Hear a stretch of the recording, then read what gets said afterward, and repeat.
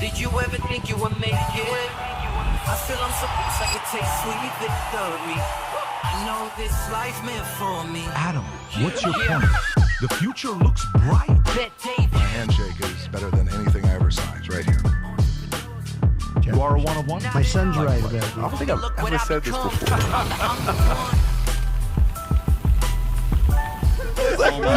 Wait. Oh, my God. All right, I put it back on. Oh, my God. Guys, I was going to put a shirt on my blue shirt because it's flipping freezing here.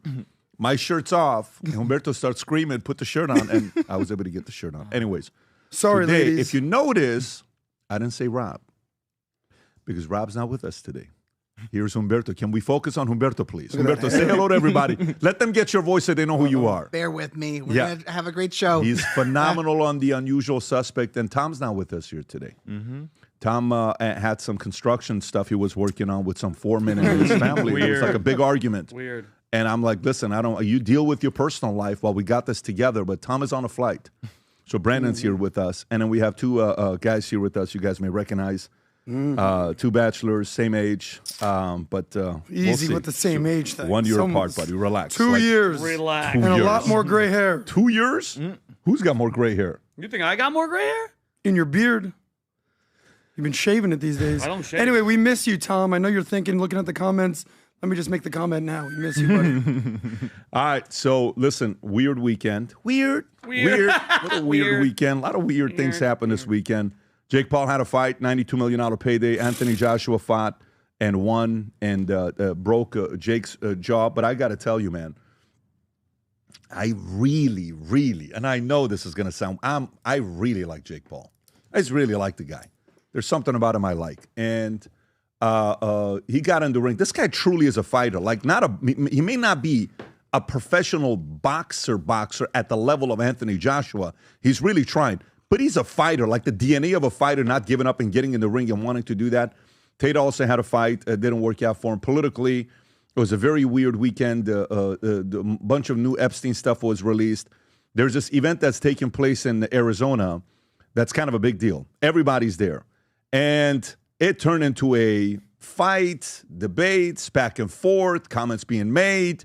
You know, Shapiro, Tucker, and then you have Megyn Kelly, you know, comments about Ben Shapiro, and then Candace jumped in, and then, you know, Vivek had a few things to say, and then all of a sudden, Nicki Minaj shows up, and she does her thing with Erica Kirk and defending Christianity and giving her position, which, by the way, we got to respect the hell out of that, the fact that she did that. I love her. And then JD shows up and does his thing. We'll have a bunch of things to talk about that. Epstein, new pictures released. Bill Clinton, rough weekend. Another one, definitely rough weekend with a lot of pictures that showed up. And a couple of pictures. Did you see the picture with the miners, the legs that were in the plane? And did you see that one?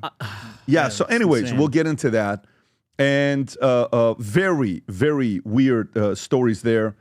Fulton County voting under scrutiny after signature comments. I don't know if you guys saw this or not. Vinny definitely did. Oh, yeah. And he's got some thoughts on it. Deputy AG Todd Blanche says Ghislaine Maxwell was transferred to a minimum security prison because of numerous threats against her life. Adam has some thoughts on this. I have no clue what the hell Adam wants to say about this, but he's got some thoughts on it. At least $9 billion billed across 19 Medicaid services in Minnesota may be fraudulent. Top prosecutor says, Vinny's got some thoughts. The biggest fraud in welfare, according to Wall Street Journal. Wall Street Journal is talking about the biggest fraud in a history of welfare. Nearly 30 Yale undergrads departments have no Republican faculty. Let me say that one more time. 30 Yale undergraduate departments have no Republican faculty. Buckley Institute report finds. Brandon's got thoughts on that. Sam Bankman-Fried has new pursuit. Jailhouse lawyer. Megyn Kelly and Barry Weiss have a little feud going on. You got Bill Clinton's chief of staff is pissed off. You got the Turning Point USA stuff we'll get into. 500 pages of Epstein stuff was released. A UFC fighter says he will not be going to the White House fight because of what's going on. He said, I'm good, dude. He just doesn't want to deal with it. It is what it is. Kushner and Witkoff got a $112 billion proposal to develop Gaza into a smart city with luxury resorts. And they're willing to give a good discount, Vinny, if you're interested on that property.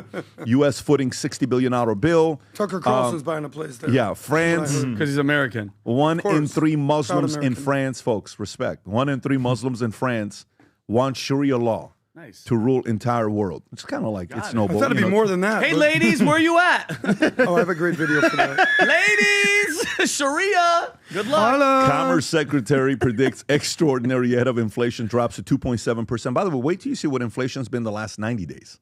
Just kind of funny. No one's talking about it. Weird. But one guy did, and we'll share that. 64% of Americans support banning teenagers from using social media. Yesterday, we went to the Apple store to buy my sister. It was her birthday yesterday. Paulette, happy birthday, Paulette. Oh, I we know love it you, was her birthday. Paulette. I saw her. 38 years old yesterday. Nice. She's my age. Congratulations, Paulette. You're looking, you're aging backwards. We love you. But anyways, we're at the Apple store, and we're getting an iPhone. And then Brooklyn looks at me and says, Daddy, can I get an iPhone? No, you can't get an iPhone. I said, Tico's like, dude, I'm 13 years old. I can't get on social media. Let alone you. You got to wait a decade plus. Love Dave Chappelle had some things to say about, Adam, when you drink tea, don't sip in front of the mic. That you sound like an Armenian right now when you do that. Hey, You just- do not talk trash about Somebody get him some Armenians. sunflower seeds, too. By the way, you Listen, want to know? I will deal with everything. There was a Do not park. talk trash about There was Armenians. a park Those are in my Glendale. people. There was a park in Glendale off of Adams and Wilson. We would go to. You know how grandparents in there drink tea? Go ahead. No, They tell would me. play Nardi, and this is how they drink tea. That's how they drink. Drives me crazy. You want to know if somebody's Armenian? That's how they That's the drink noise, it. yeah. Shout So out to Adam, my Armenian brethren. You may want to ask Do your not mom. talk trash She about may have- Armenians' mama. She knows an Armenian in the past. All right, not last but not least, why dogs love you so much. A study by Telegraph, according to science. And that's a special one. I'm going to read that one as well at the end. I walked for in the house different yesterday. reasons. Paulette's dog loved me. Yeah, Vivi. Vivi At was first, old. I'm like, is the dog's name BB?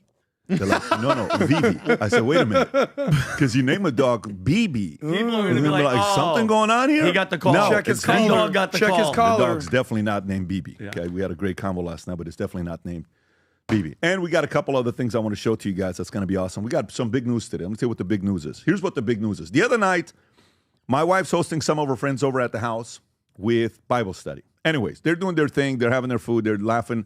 And I come in. There's like 20 cars in front of our house. My security freaks out. He's thinking something's going on. I said, no. I think there's something. I think Jen told me. And I forgot, obviously. I forget we had some. And I come in. This lady walks up to me. We start talking. Very nice lady. She says, oh, I see the shoes you're wearing. She says, are those the shoes you've worn 3,000 days in a row? She says, after hearing you talk about it, that you've been wearing it for so many days, I eventually bought one for my husband. So guess what, folks? You know what I'm wearing today? 3001. Let me tell you. When I tell you, since September 9th, September 10th, I've worn this every day except for 3 days. I'm not kidding with you. It's the most comfortable shoes in the world. It's the product that you see us talk about every single flipping day, but today's special. Let me tell you why it's special. You know what just showed up? Nice. The whites Ooh-wee. officially showed up to our factory. Flats. First time ever. And the navy blues showed up. First time ever. By the way, this is now on our fourth order because they sell out. So if you're somebody that's wondering why are people loving these FLB shoes, you may want to watch this video and find out for yourself and then go place an order for someone you love. But this white one just came. Absolutely sick. Look at the bottom of it with the FLB on the bottom.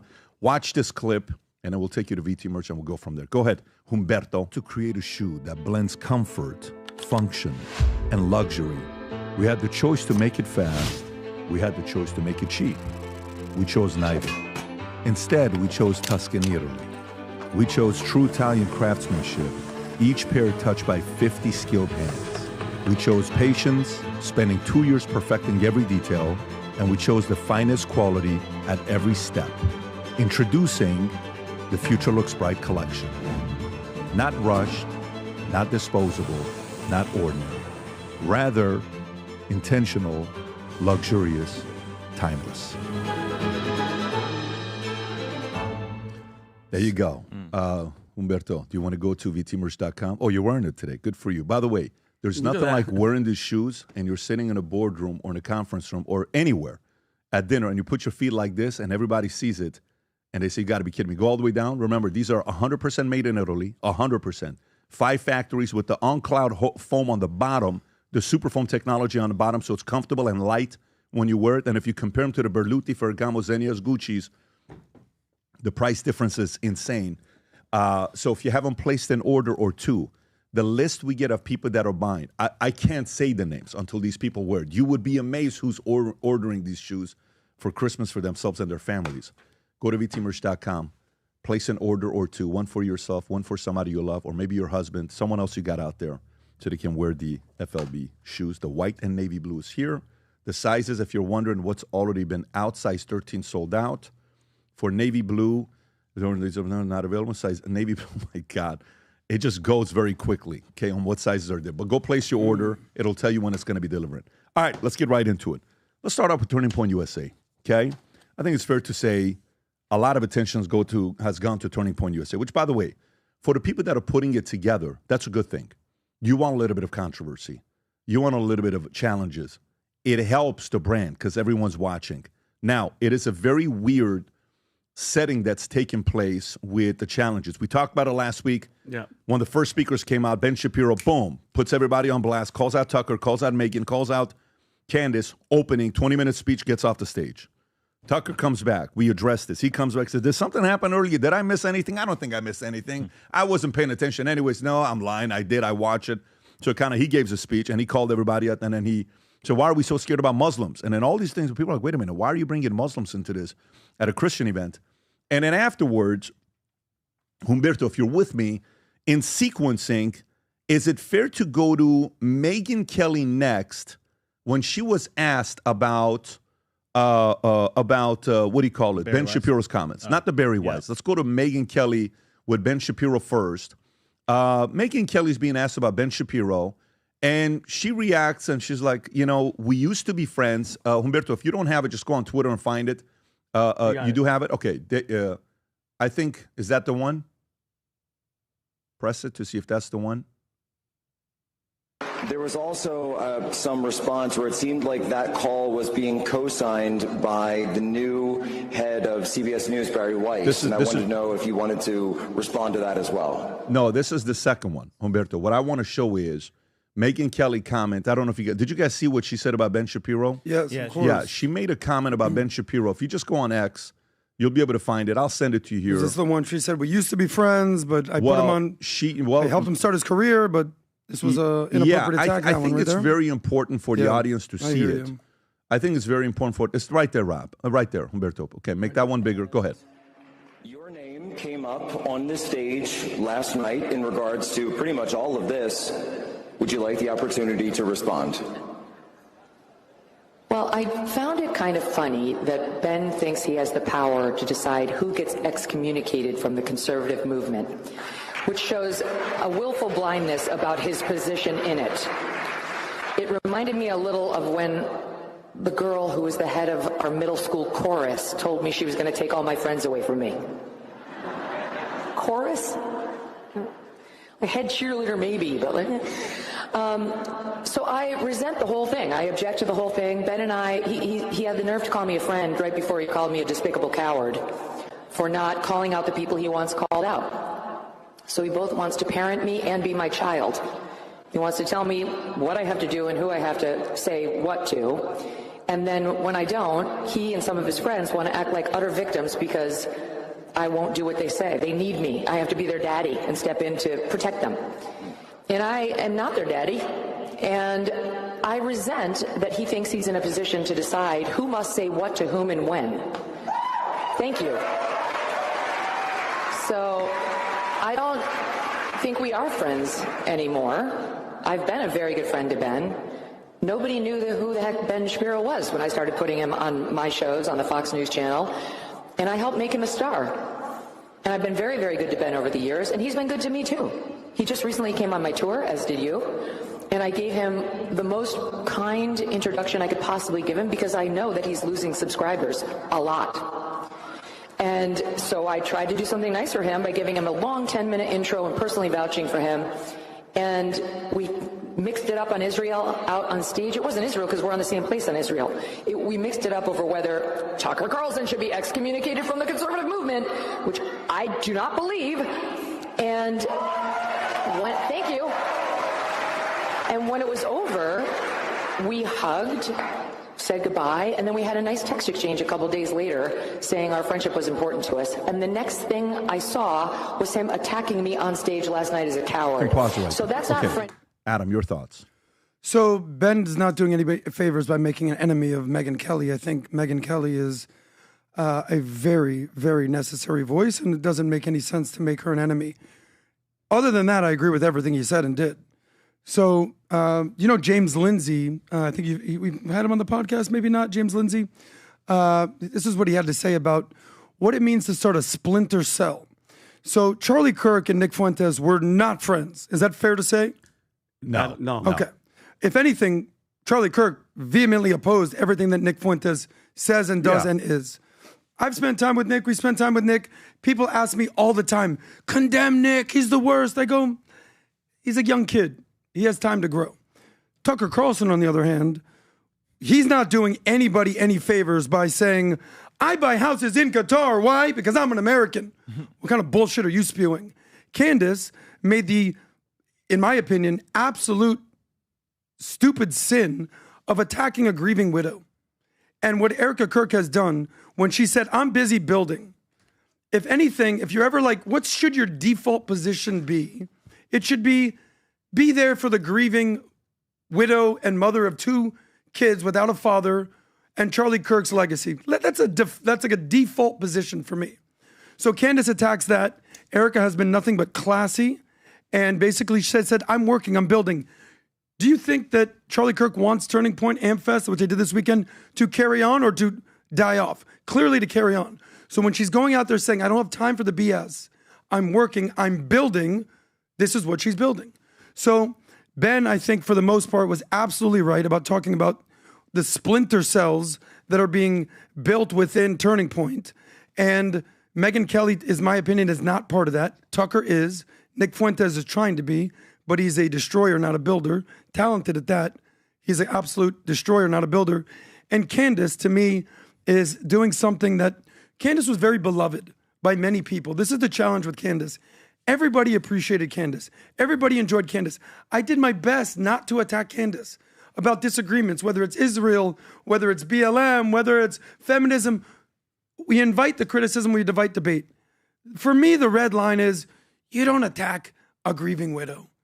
And you don't accuse Turning Point of murdering their leader. To me, that's a non-starter. Well, when you say that, Megyn Kelly came out and said that never happened, okay?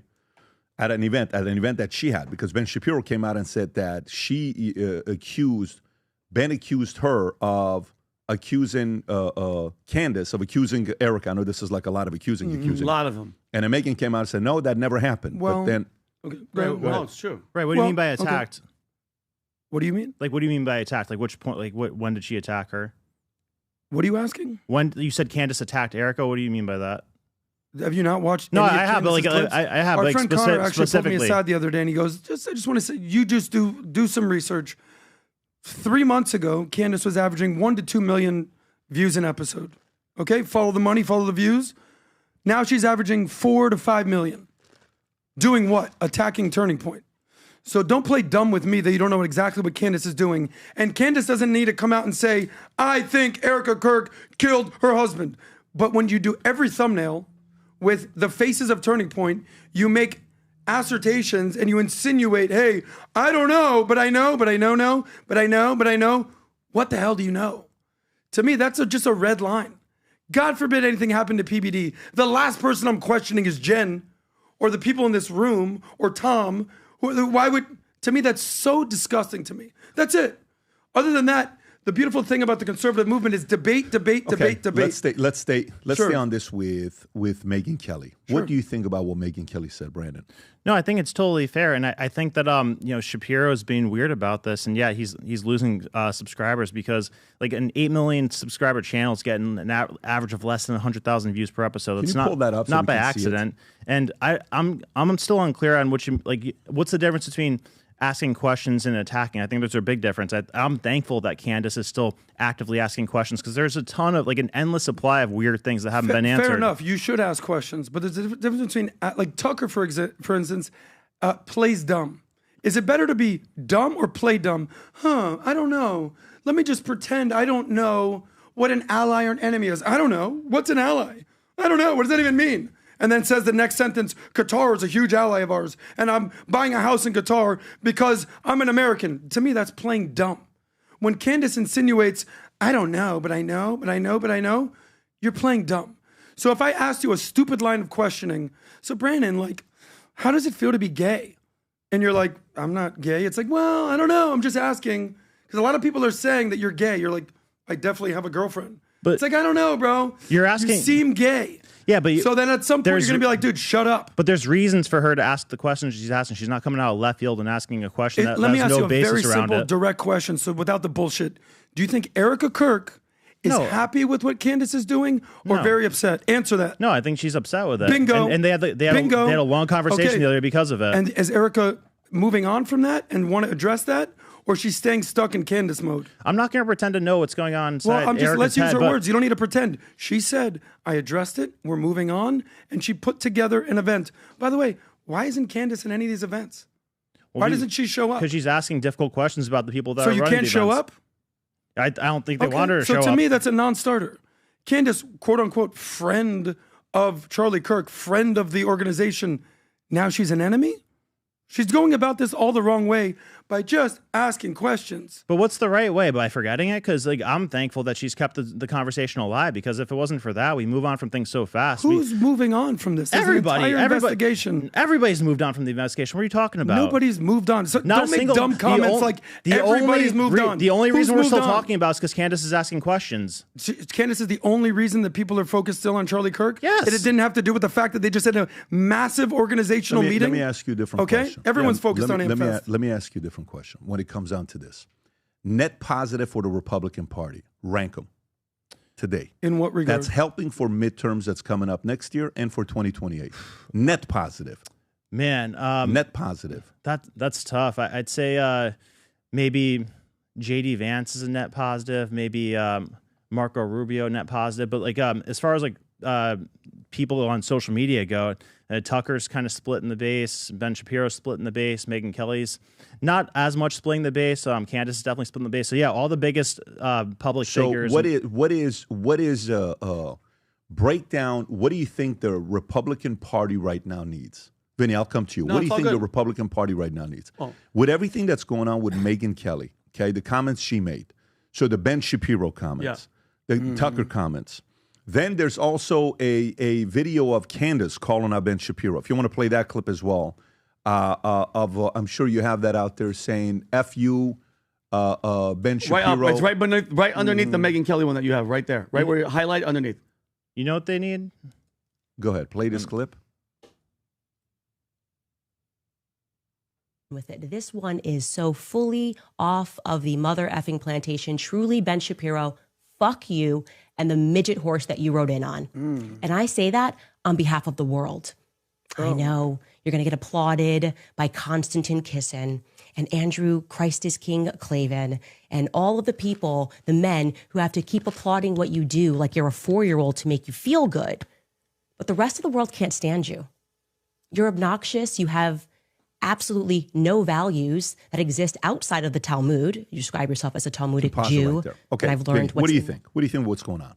With everything, well, it's obviously not helping the movement, because at the end of the day, and we've had many conversations about this, the real enemy, okay, foreign and domestic, all that stuff.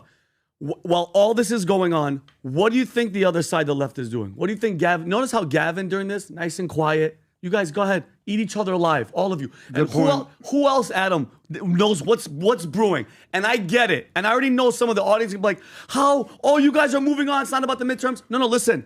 There's the guy that allegedly shot Charlie, God rest his soul, is in court. We're going to find stuff out, okay? Yes, I have questions. The George Zinn, who the hell was that guy? Who was he working for? Don't even try to act like that guy wasn't involved with the situation. So there's a bunch of layers, and God willing, I have hope they're gonna figure it out and let people ask questions. Okay, what it's doing for us? Thank God, JD Vance, at least, bro, at least. 'Cause I know Nick and all these guys. Oh, Palantir, he puts like 9 different connections, his father's uncles. I don't give a damn. Thank God JD went out there and said, hey guys, enough of this nonsense, enough with transgenders, enough with the fighting. It's America, okay? Stop, focus, all this soap opera crap that's happening, focus on the thing at hand, Pat. And I hate this. Ben Shapiro, by the way, Ben Shapiro When's the last time he even did anything with Turning Point? He's not involved with Turning Point. Him and Charlie, it's not like him and Charlie were boys. They didn't hang out all the time. And you know what it is, Pat? It's the common denominator. And why he's losing all these subscribers, I think the big common denominator, and what started with Candace, why did Candace get fired from Turning Point? I mean, I'm sorry, not Turning Point. Daily Wire. Her comments she made about genocide, and this all goes to Israel and Ben, yes, he loves America, but he's hardcore Israel, and the common denominator with Tucker and Candace and Nick and Megyn Kelly, they criticized, obviously some more than other, Israel, and Ben is hardcore Israel. And shame on him. You open up Turning Point, you haven't been there in years, and you crap on everybody there. Enough of that, okay? America first. Talk about us while the slithering snake, Gavin Newsom, is waiting. Pat, he's in the grass, drooling and waiting like the snake that he is for these opportunities. And it's going to be him, and I believe it's going to be J.D. Vance. Okay, enough already. Enough. And it's splintering them. Because who? That's everybody's just eating each other alive, and the other side's like this. The Jasmine Crockett's, the AOC's, the Bernies, the Gavins, they're laughing their asses off. And if I hear another person go, all y'all care about the midterms, let them flip the House, let them flip the Senate, and then when Gavin Newsom wins and they open the border, I don't want to hear none of you complain. I don't want to hear one mouth open, because that's what they're going to do. And we're going to get to Georgia. They openly cheated. That's the biggest story, and nobody's talking about it. You know what people are talking about? Candace said this about Ben and Megyn. I don't even care. I don't care, because the first order of business is going to be open the border, transgender push, and we're going to go back to 4 years ago. Okay? Enough. And I'm tired of it. And Ben should grow the hell up too. They're all at fault, but Ben's one of the main ones. He needs to shut up or represent the country. And he didn't even support Trump at first. And Pat, he hated Trump. He said it on camera. You asked what the party needs. I think what they need is like a common enemy that we could all agree on. I mean, like, think about when the year of the election, everybody who was even slightly conservative or even independent unified together and said the most important thing in the world is getting Trump elected. So, right now it's like, what's the most important thing in the world to the Republican base? And I don't think we have any idea. It's the fight against Tucker, Nick, and but you have to realize, though, this is why it goes to me to a basic thing like this. Everybody in the Republican Party needs to buy this book called Barbarians to Bureaucrats. Yeah. Okay? Mm-hmm. And let me explain to you why. It explains what every organization, society goes through if you're not too careful. Mark Twain once said, history doesn't repeat itself, but it does rhyme. Okay? Oh, wow. Which, if you go a little bit lower, go a little bit lower, go a little bit lower, keep going lower on the third page. Go to page 3. This page is the most important page of what's going on in America right now. Okay? It shows how everything gets started and how everything falls and disintegrates, okay? Number one, it's what? You have a prophet. Who is the prophet of Turning Point USA? Charlie. Okay, yeah. Charlie Kirk. Bingo. Who's the prophet of America? George Washington. Yeah. Benjamin Rush, right? Benjamin Franklin, Jefferson, Adams, those guys. Then after the prophet, you have barbarians. Barbarians are the ones that are willing to go out there and do the work, the nasty work. The campus. I'm going to go to the campus and I'm going to do debates. Crowder's a prophet and a barbarian. He went out there sitting out. Charlie's a prophet and a barbarian. He went out there sitting down talking. Then you bring builders and explorers. These are people that build companies. They build media companies. They build alliances. They build partnerships. They build things that create opportunity for others, which is what you need. And then that becomes reliance on principles and processes. Then shows up the administrator, the bureaucrat, and the aristocrat, and it's gone. And a bureaucrat, an aristocrat, is somebody that's been around the space for too long, that they automatically have trust because you've been watching them and listening to them for 20 plus years. And you think they're it. And you know what is the only way to save this fall from happening? A synergist showing up. You see that all the way in the top? That's a synergist? Yeah. Last night we're having dinner. We have family over, and we're having a conversation. Can you tell me, Charlie Kirk, did he ever call out Candace Owens? Not by name, No. but he did. He did. He said, I don't agree with some of the things, but did he ever disrespect? No. Did he ever call out Tucker Carlson? Did he ever call out and disrespect any of these guys? No. Did he disagree with them? Yeah. Did he disagree with Ben Shapiro? Did he disagree with some of the things Israel was doing? Yeah. Yes. But Tucker was a what? He was a synergist. Today, Tucker? You mean Charlie? I'm sorry, Charlie was a synergist. Charlie was, yeah, If exactly. you sit down today, now that Charlie the synergist is not here, everyone's lost control. Everybody has lost control, right? Who's the synergist today of the Republican Party? Is it Vivek? I would say that Trump, is it JD? Trump acted as that for a period of time. Trump acted as that for a period of time, but you can't keep relying on that guy. It's a second term, pretty much his third term. He's going to be done. Yeah. Okay. Well, who is that today? There really isn't one. The name, is it Megyn Kelly? Megyn tried to be it. She's not it. No, there is Is it Ben Shapiro? Definitely not Ben Shapiro. Ben is not a synergist. There's no synergist. It's definitely not Candace. She's not trying to synergize, right? Tucker's not trying to synergize. Who is the synergist? To be determined. To be determined? Yeah. That's not right now is not the good time to have a TBD. Let me, Pat's absolutely right. I wrote down the word synergist here. We talk about this all the time. In Charlie's death, we realized how important and what a mighty figure he was in the conservative movement and to America. At the time, we didn't fully realize how important he was. You've been very complimentary of him. You said he's one of 17. one. Yeah, you've been very. I've said out loud and proud, that's the guy. But after his death, we realized, wow, he really was the guy. By the way, and that's why they killed him, right? Everyone here is at his event that he created, Turning Point. So let's not dismiss this. So these splinter movements are starting. Nick's trying to be the Groyper guy, and Candace is doing her Scooby-Doo investigation thing, and Tucker's moving to Qatar apparently. But Charlie was the guy. So by de facto, that's why I'm so all in on Erica.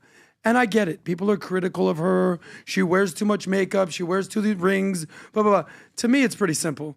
She was his wife. She's a grieving widow. She's trying to continue Charlie's legacy and continue Turning Point USA, and people want to attack her for it. And by my estimation, she has the wherewithal to deal with it. So the conservative movement is missing a synergist. Last point is this, testament to the fact that we're only talking about people on YouTube. We're not talking about Anderson Cooper. We're not talking about Jake Tapper. We're not talking about Brett Baer or Sean Hannity. The legacy media is plummeting before our eyes, and the new leaders, the new voices are right here on YouTube.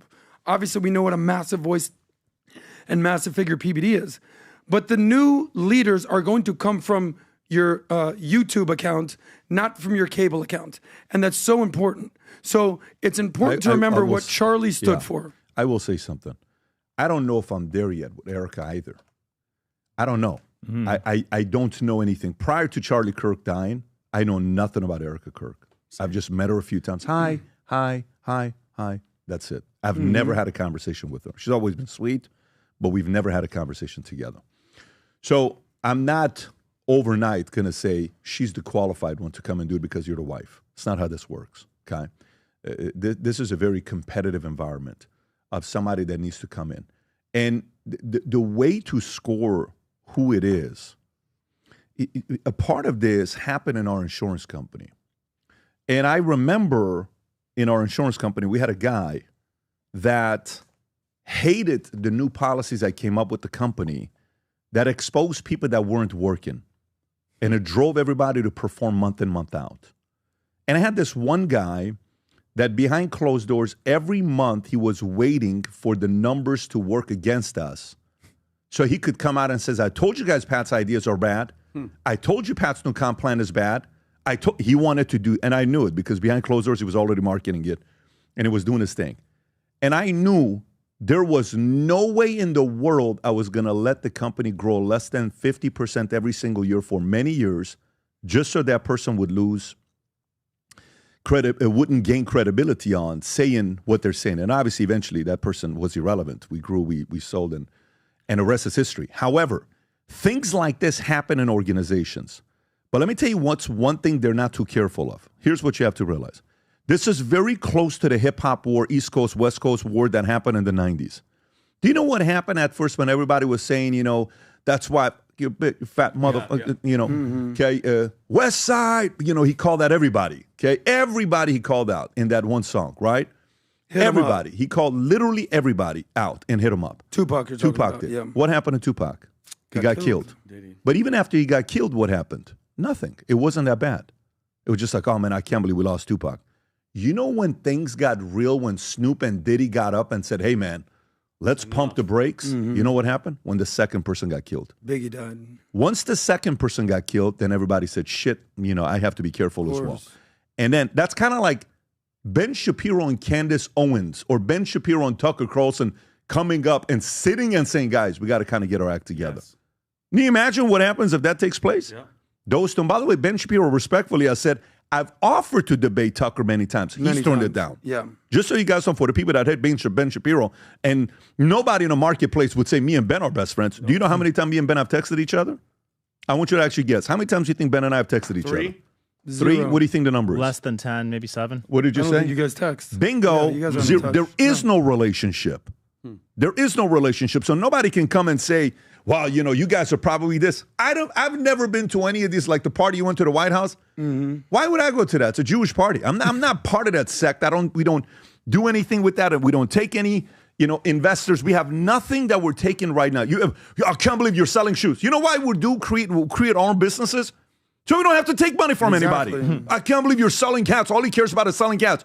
Which would you rather have? Us selling our own merch that we're doing or us taking money from Qatar and in other places? Go ahead. Yeah. Make up your mind. Which one do you want? So stop bitching and whining about some of the guys that are building a company. They're building businesses. I respect anybody that's building.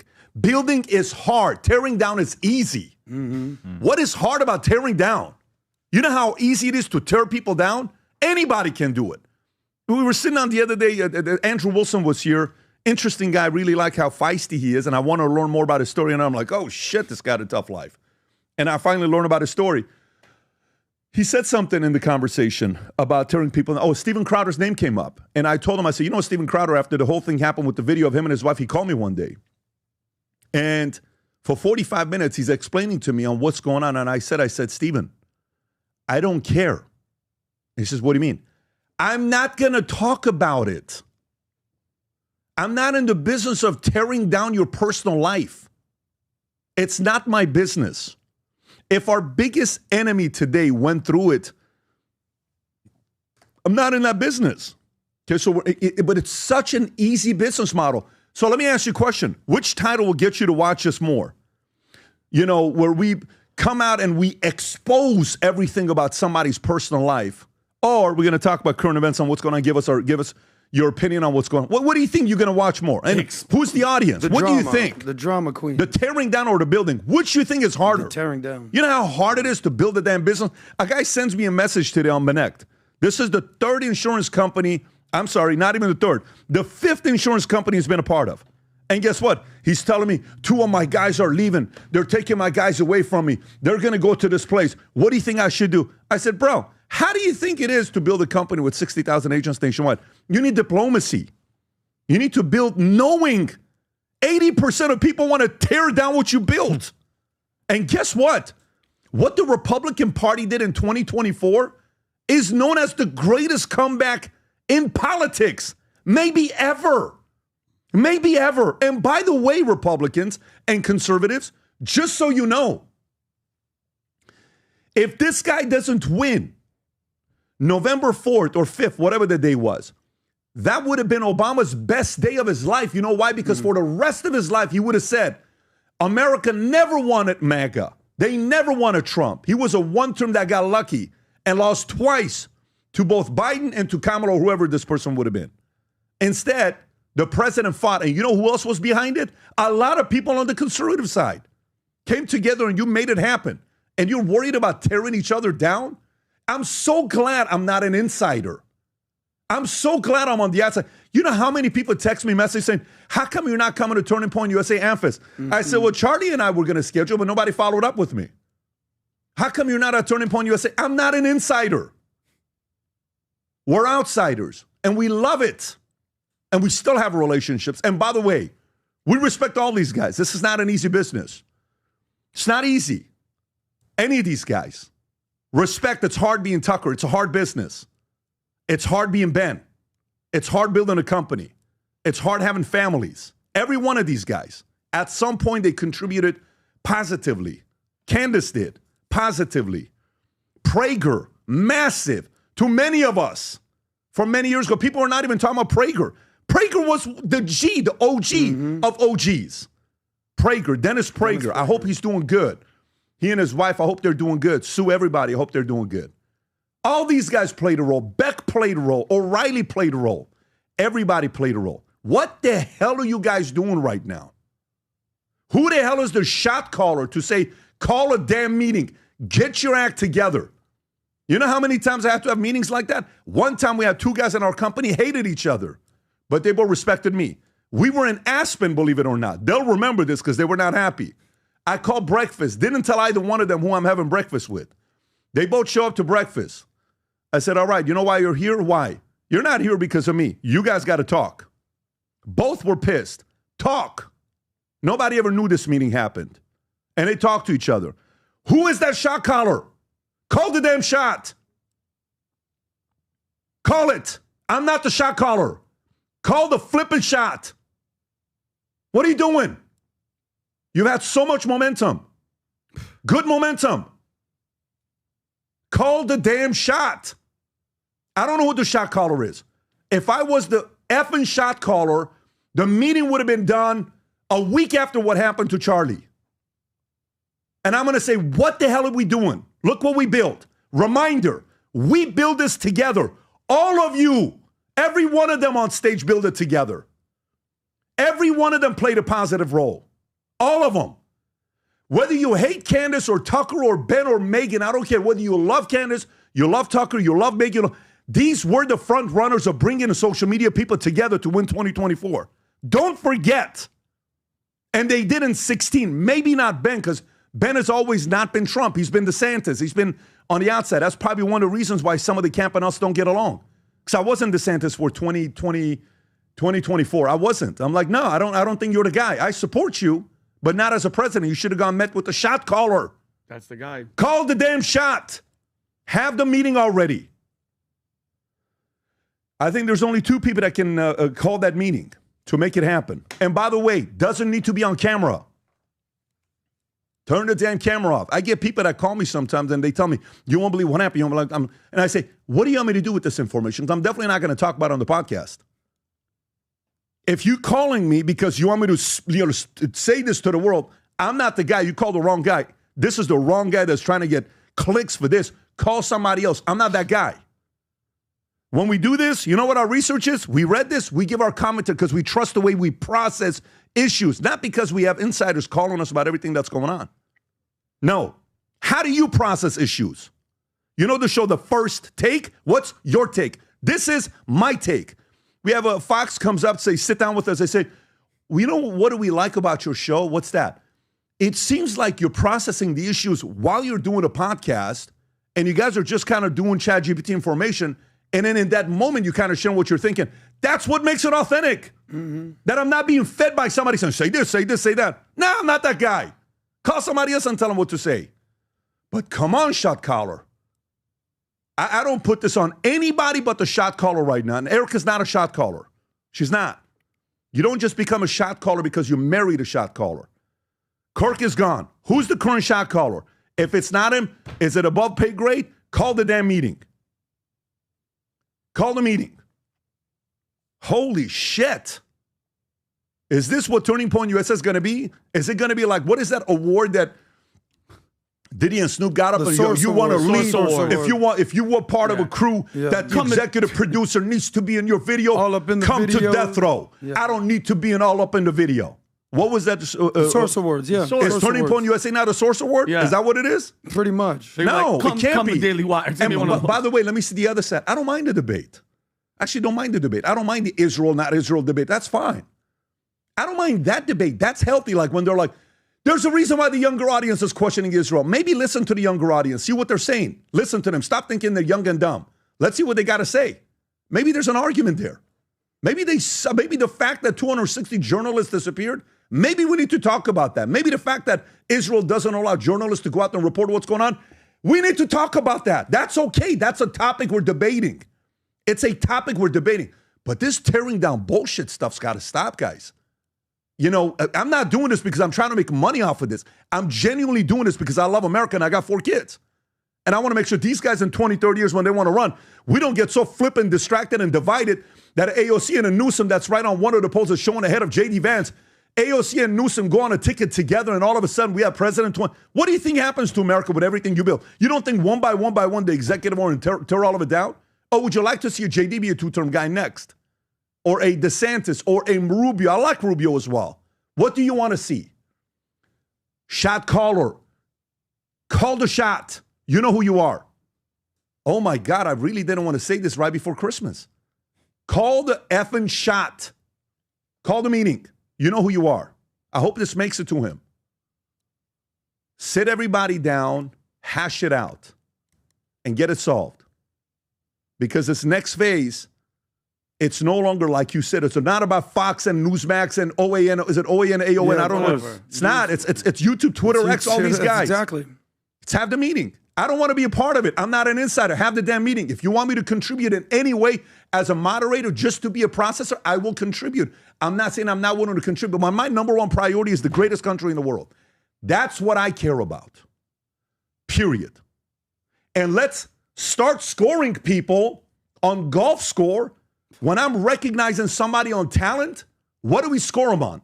Humor, trust, telling the truth, asking good questions, but being builders, not tearing down. By the way, if you're not too careful, like I remember one time, I don't know what happened to me. I went through a 6-month period where I was like, I had like the negative vibes. This was like 7, 8 years ago, 9 years ago. I'm like, what the fuck? This is not you. What are you doing? You're not this guy. You're not a guy like this. Snap out of it. And I'm like, I'm studying myself. What are you doing? You ain't been like this since you were freaking a little kid when your parents got a divorce. This is not your profile. You lift people up. You're a builder. And I had to like almost get rid of this bullshit. What do you call it? This, the persona? Not even Cloud. persona. The energy. It's like, dude, this is not the language you speak. Negative energy. No. I'm like, out. Get out. Don't even come near me. I don't even want you near me, the negative energy. So it happens to us at times. It happens to people you admire sometimes. But whatever the hell is going on right now with this weekend, I don't know, man. I have so much respect for Charlie. To me, that guy to me I have a lot of respect for that guy. And what he built, I hope it doesn't turn into the Source Awards. I hope it doesn't. I hope it turns into debate. Like when he brought Dave Smith, he debated. Who did Dave Smith debate last year? I think that's great. Yeah. Then that kind of stuff, great. But if it gets into this kind of stuff, and you know who Ben Ramon, again, I said this the other day. I'm going to get to the next story. I don't want to stay on this story for too long, but I want to get to the next story. Oh man, Ben, I forget it. I'm not even going to get into that. But they got to rise above right now, and there is the business model of what pays. There is. If I say like MGK did a song on Eminem, The Devil, and then he puts this logo, whatever. You ever heard that song? It was like blew up, and it kind of put him on the map. Yeah. And then Eminem responded, and then boom, boom, boom, boom. Because he said something about is that the one that's the one? Zoom in how many views it got? Don't play it. Just zoom in on the views. 395 million. Yeah. That's MGK getting the rap devil, right? He's calling out Eminem. And it was like, damn, this guy's got the brass to do that. Yeah. But that's hip hop. That's hip hop. That's okay in hip hop. It's art. It's tearing down. It's not building up. It's tearing down. So anyways, to me, I hope the shot caller calls the shots and we move on. And I think there's only 2 people that can call the shot. Nobody else. That's all I think. Go ahead. I fully endorse everything you just said. I don't know if you feel comfortable saying who those 2 people are. I'm okay, not. cool. No. I respect that.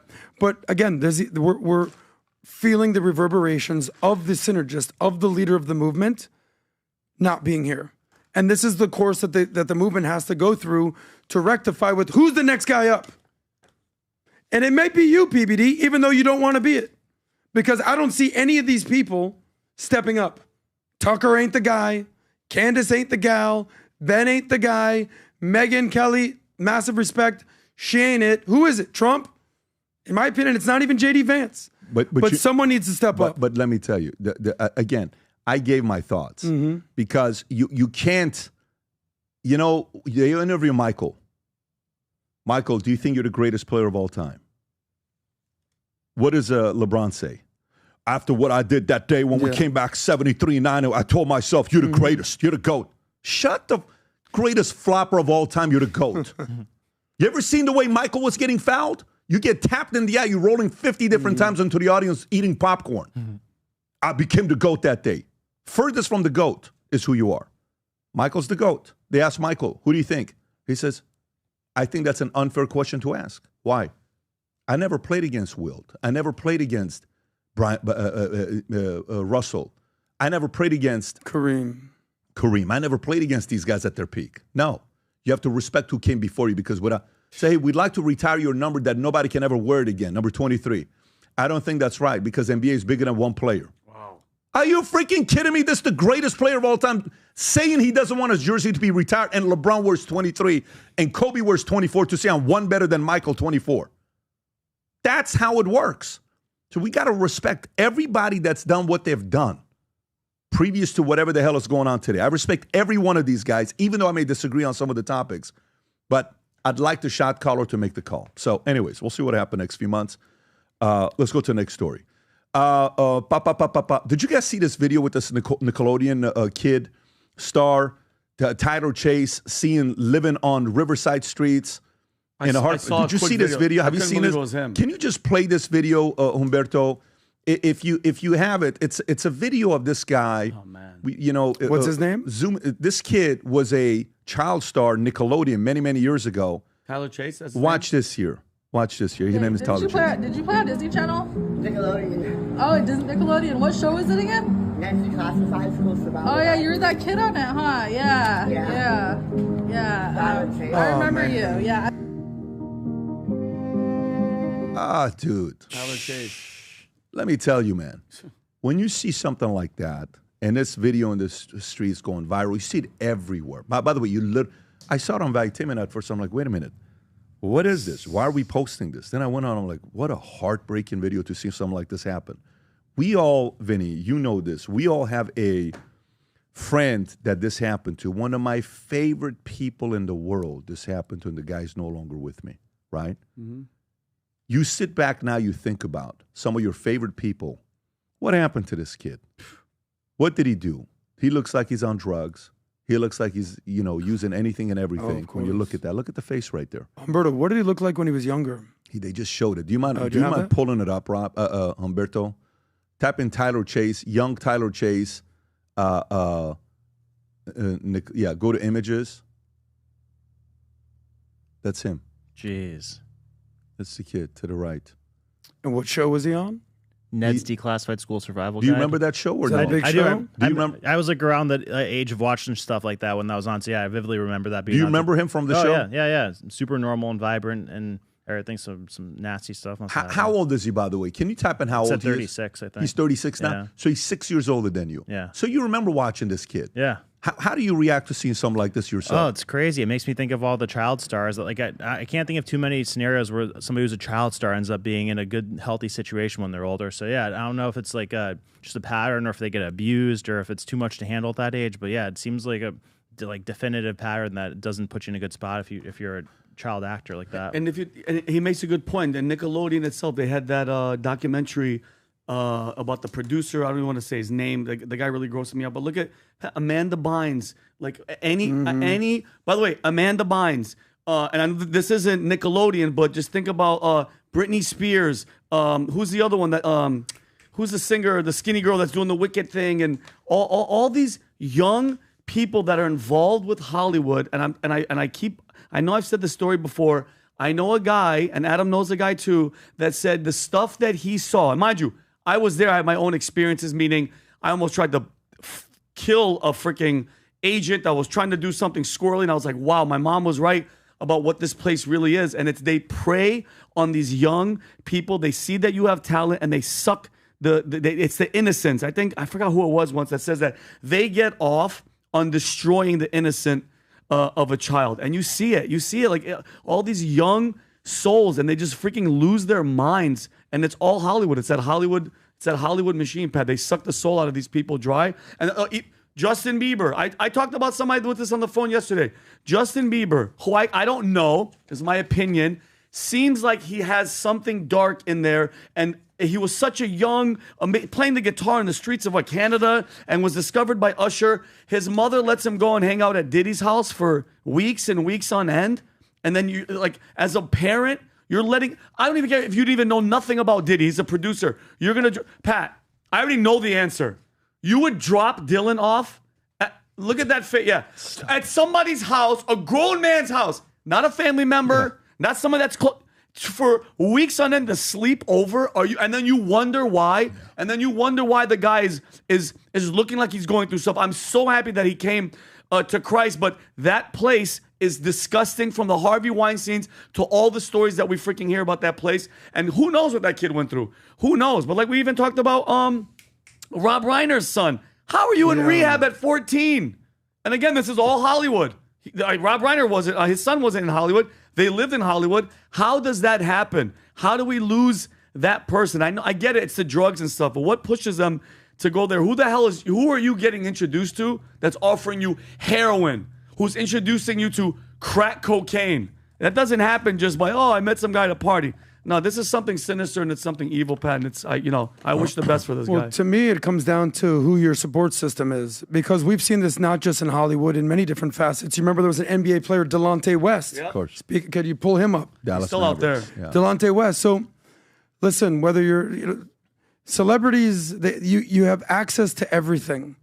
The hardest thing to do is say no when everything's given to you. When you're making millions and millions of dollars and you're getting millions and millions of fans and views and clicks and everyone wants to be your friend, the hardest thing to do is at midnight and say, guys, I got to go home. I got to go home. I live in South Beach. I've been in the scene for 25 years. I've seen every single party. I've seen people do every single drug. I've been around it all. But at some point, you have to have the internal wherewithal to say, guys, I can't go to the next time. I got to go home. And some people aren't strong enough to do that, and that sucks. And we've seen other people like Corey Feldman. We've seen Todd Bridges, different strokes. Yep. You mentioned Amanda Bynes. I partied with Amanda Bynes 20 years ago. I said, this girl's an alcoholic. She's just shot. I was like, no, I'm good. But your support system, your family is the most important thing. I don't know what's going on with Bieber, but I do know that at the very least he has a support system around him. Yeah. He has God. Look, parents, can you do me a favor? You've heard me say it so many times. Can you please go buy Anxious Generation? I'm not the author of the book. It's Jonathan Haidt. Can you just buy the Audible and listen to it? If you have a daughter or a son, can you go read the book Bringing Up Boys or Bringing Up Girls? If you got both, buy both. Can you do that? Can you do yourself a Christmas gift present and buy this flipping book? I've never met the guy. I don't know who the guy is. I've never met him. Can you do yourself a favor and go buy these books and listen to the audiobooks? Can you get others to do the same? If you like the book and it's life-changing, share with others to read it as well. This book needs to be selling 10 million copies of why parents need to read this book. And James Dobson. Can you go to the other one, Bringing Up Boys? Go type in Bringing Up Boys or Bringing Up Girls by James Dobson. We have to be involved nowadays. Mm-hmm. I'm going to get to this next story here, Vinny. I want to get your thoughts. So poll comes out. Can you? Yeah, right there. Bringing Up Boys. That one right there. James Dobson. Boys and girls, just go read the books. If you got them, do yourself a favor. We need to be more involved with everything that's going on today. Next story I want to get into kind of ties with this. 64% of Americans support banning teenagers from social media. This is a new poll that just came out. A Fox News poll reveals that about 2/3 of Americans and parents back the idea of banning teenagers under the age of 16 from social media and removing cell phone from K through 12 classroom. A new poll shed light on the growing concern among American voters and parents regarding the impact of social media and cell phone usage on children. The survey, which involved interviewing 1,001 registered voters, found that 64% of participants favored banning social media for children under the age of 16, while 35% opposed the measure. Interestingly, the number remains consistent amongst parents, 64% supporting the ban, 36% opposing it. The poll results are highlighted a partisan divide on the issue, with 73% of Republicans backing the social media ban compared to 56% of Democrats banning it. So Democrats want it to be open, Republicans want it to be banned. This suggests that while there's broad support for protecting children from potential dangers of social media, Republicans are more likely to advocate for stricter regulations. In addition to the social media ban, the survey asks participants about their views on banning cell phones in K through 12. A staggering 69% support the idea, while 31% don't. Why the hell would you want cell phones in a classroom anyways. Brandon, your thoughts on this? Yeah, I can't think of a single upside to somebody who's under the age of 16 having access to social media. It's only like, what, maybe a, I don't know, 10-year sample size of How old were you when you got a cell phone? Junior in high school, so it was like 2011, and it wasn't the cool cell phone. It was like, I mean, because iPhones were still expensive at that Razr? time. Yeah, so it was like those flip phones, like the Nextel? But the first one I had was like that walkie-talkie Nextel phone. Yeah, the best. They're pretty cool. But so that's an entirely different world though than what we have right now, because you couldn't even really search online with those phones. Like I do think it's a good thing for kids of any age to have like a basic phone that can make phone calls if they have to get in touch with their parents or something. But no, I don't think there's a single positive argument you can make for them having access to social media under that. And we have like a 10-year sample size of this experiment of giving kids access to that for the last 10 years. So yeah, no, I think it's something good to get ahead of because we're seeing the results of it now. Yeah, and I think, by the way, what was the percentage, Humberto? It was 64. Guess what the other 36% doesn't want it. You know why? Because that's a digital pacifier to the kids. Nothing drives me crazy more than when people are out and literally the kid is on, I forgot where we were eating in Vegas.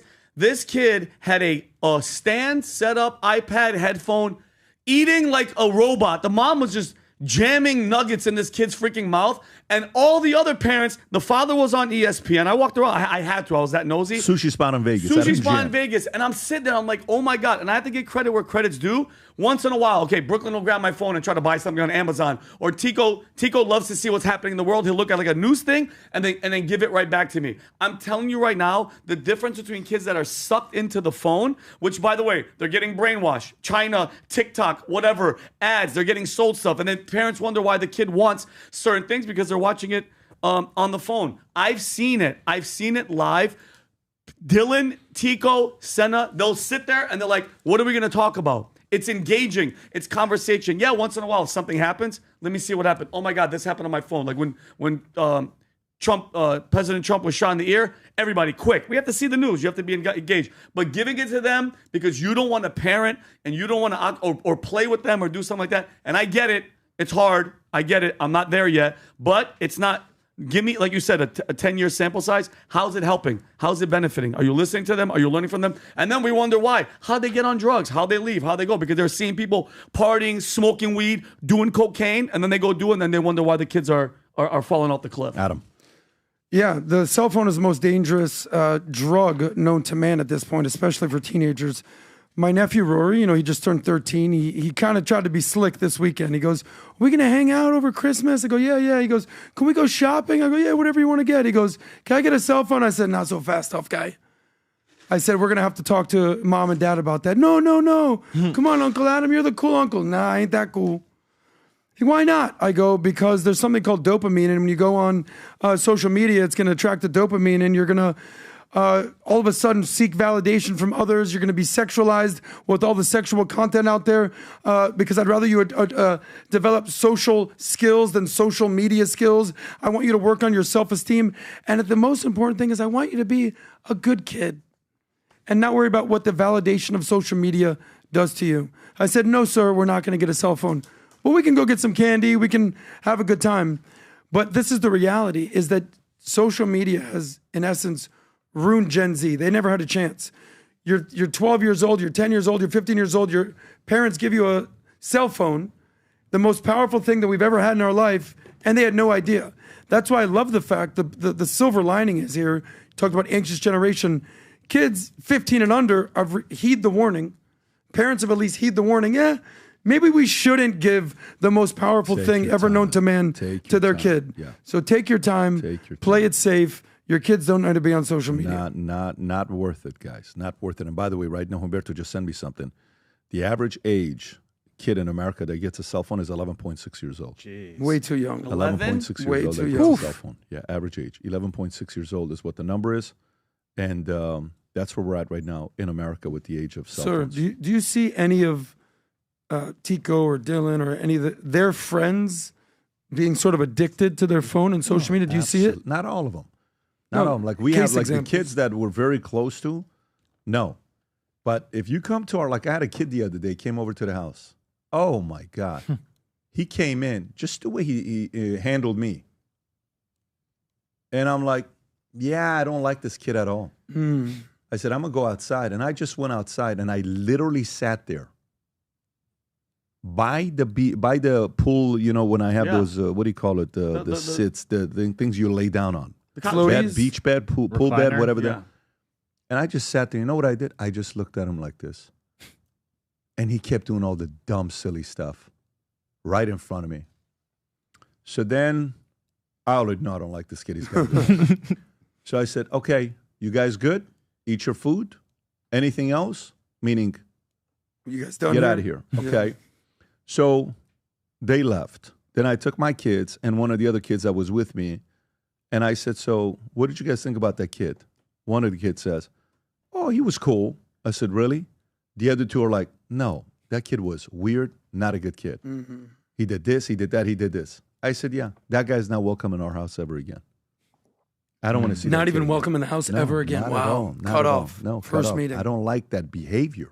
What type of behavior was he doing? If you lack the most basic, look, Mm-hmm. I came from a broken family, but I gave you respect. Mm-hmm. If you were my kids' parents, my friends' parents, I gave you respect. If that basic principle of respect wasn't taught to you by your parents, I'm not having it. I'm not having it. The number one thing when a kid goes to another person's house is the utmost respect. Would you like me to take my shoes off? Can I help put this plate back? Can I do this? Can I do that? You don't just go walk upstairs running around like you own the place, especially the first time. Zero. So parents have to be a little bit involved. And by the way, I had something going on when I did that. But whatever I had going on, I had to go sit down and make sure my kids are, hearing from me on how processing issues. Anyways, we need to be more involved. Let me get to the next story here. Fulton County voting under scrutiny after signature comments. Vinny, I'm coming to you with this one. So Fulton County in Georgia is under scrutiny after it emerged that some early votes from 2020 election were not signed by poll workers. Writing on X, various commentators allege voter fraud. The allegations came after on December 9th hearing before the Georgia State Election Board. And Brumbaugh, attorney for Fulton County Board of Registration Elections, said that some of the ballots were counted, lacked required poll worker signature during the 2020 election. Vote tabulation tapes are signed to verify the accuracy of votes before they are transported to a central office and used for auditing the ballot, because there is no evidence that the ballots were not legitimate because they weren't signed. And some commentators noted that this was procedural lapse. A recounted hand audit of ballots in Georgia at the time confirmed Joe Biden won the debate. In the hearing, the lawyer did not dispute that the tapes were not signed. It was a violation of the rules. She said President Trump and his allies have consistently claimed without evidence that the 2020 election was stolen from President Joe Biden, did not win in Georgia and other states. Trump claimed that the ballots were duplicated and that there were other voter fraud issues in the county. Vinny, what have you learned about this story? And Humberto, this is a Newsweek story I just read. Yeah, I put it in to Rob's Slack. You'll see the girl in court, and she's admitting to it. Look at the Slack that I Slack Rob. But I want everybody to remember, not only was Trump saying it, when we were all saying it, when you were watching voting, yes, thanks. Humberto, hold on one second. When we were talking about cheating in Georgia, and this is Fannie Willis, this whole situation, okay? And let's not forget, Joe Biden won Georgia by 11,779 votes, okay? Now, 5 years later, they're admitting 315,000 votes were illegally counted, okay? That's by 315,000. Patrick, do you know what that means? The 2020 election was rigged. And I love how people on the left try to point out, well, it didn't change the outcome of the election. What? Wait a minute. If it was happening there, what about all the other polling stations where they were covering the windows and we were yelling at the top of our lungs? What the hell kind of the poll? Because you have to have somebody from the other party watching the poll workers and what they're doing. And there's videos. I'm not going to play every video, but there's videos of it where they have the ballots. She brings them. She counts them a second time. Okay? And this is why, going back really, really quick to the first point about all the bickering and all the fighting, how is this not the number one story? How is everybody not flipping out, besides Epstein, which we're going to get to? They cheated in Georgia. Okay? And then Rudy Giuliani, what is he going to do? Because if you guys think about it, Rudy was charged 13 felony counts, fined $148 million because he contested this election. Okay? Fulton County's admission. So what? He better get reinstated. He better get all that money back because it's everything from January 6th to Russia to every single thing that these freaking demons have said that we were crazy about. It's all coming true. Okay? So think about this. They're actually missing 380,761 ballots. Fulton failed to verify signatures for 148,000 ballots. Ruby Freeman and Shay Moss double scanned ballots. They violated state law. And then Fannie Willis and Humberto, who is this? Who is this? I think this is in Fulton County. Yep. Who is she? She's admitting towards the end that they screwed up, but look at what she's trying to blame. Is she a Democrat? 1,000%. Yeah, go ahead. I've not seen the tapes myself, but we do not dispute that the tapes were not signed. It was a violation of the rule. Violation. Since 2020, again, we have new leadership and a new building and a new board and new standard operating procedures. Okay. Since then, the training has been enhanced. The poll watchers are trained specifically. They've got to sign the tapes in the morning and they've got to sign the tapes when they're run at the end of the day. They cheated. When the tapes come back to the hub for, with all the documentation, they are checked again. And if somebody forgot to sign a tape, then Fulton initiates an investigation. But we don't dispute the allegation. So do you guys hear all that fluff? All that fluff? We don't dispute the allegation, meaning we were wrong, we violated, we cheated. Okay, but you know what she's saying? We're in a new building. Now we're watching the poll watchers. We're watching. Shame on them. And the fact that this isn't the #1 story, because where we are today, with all the problems, with all the inflation, with the freaking border, with dealing with ICE and all this crap, it's because we were cheated out of the president in 2020. End of story. Okay? Thank God he's back and he's trying to fix it. And I'm sorry that I'm freaking yelling, but it's like, these are the stories that should be the top of the cream of the crop. You guys cheated and they're going to try it again. Okay? They have to try it again. I don't know if it's going to be this because we're on it now, but I'm telling you guys, the enemy, we cannot let these people win again. That's my point. Period. Check this out. How many votes off the top of your heads would you think that Georgia was decided by that year? How many votes? Off the top of your head. 11,000. Oh, you saw it already. Yeah, okay. I said it earlier. Well, this is the whole thing where Trump said, find me 11,400 votes. Yeah. And Adam, there's clips of him. 300,000 you're saying. They wanted to win by a landslide. And there's clips of him. Donald Trump was on camera. I think I put it in the Slack as well. He's saying they cheated. They were dropping off ballots. They were doing it. And every network, every one of them, he's lying. He's lying. He's denouncing this. And then January 6th. And now, weird. No wonder why January 6th he was saying you guys cheated and we have to be there. Okay? Yeah. And what's this? Oh, no, that's a different one, Bert. No, it's a different one. It's all good. Adam. That one right there. Oh, that one right there. Listen to this. Sorry, Pat. This is him. I saw this one. You heard this? Where they dumped ballots, you will find that you have many that aren't even signed. Weird. And you have many that are forgeries. Okay? You know that. Yeah. You know that. You have no doubt about that. And you will be at 11,779 within minutes because Fulton County is totally corrupt, and so is she totally corrupt. And they're going around playing you and laughing at you behind your back, Brad. Whether you know it or not. And by the way, this guy, what's his last name? Raffensperger. Yeah. He actually he was on MSNBC or CNN, one of these major news, and he basically called it. He called it. He goes, there's a 2% that haven't voted yet. And he goes, Trump is going to win. He's like, unless something crazy and Chuck Todd and them he knows they were cheating. So guess what? Once again, we were right. You were wrong. You know that saying, I hate to say I told you so? I don't. We told you so. Period. Adam. Vinny, I appreciate your passion. I'm with you mostly, but the math is not mathing. Because even if Trump won Georgia in 2020, even if he would have won, he still would have lost the election. I said that. Okay. Which leads to the bigger question. Are you saying that every single swing state, every single part of the election was rigged? No, but what? Because if so, you would probably be wrong based on every single court case.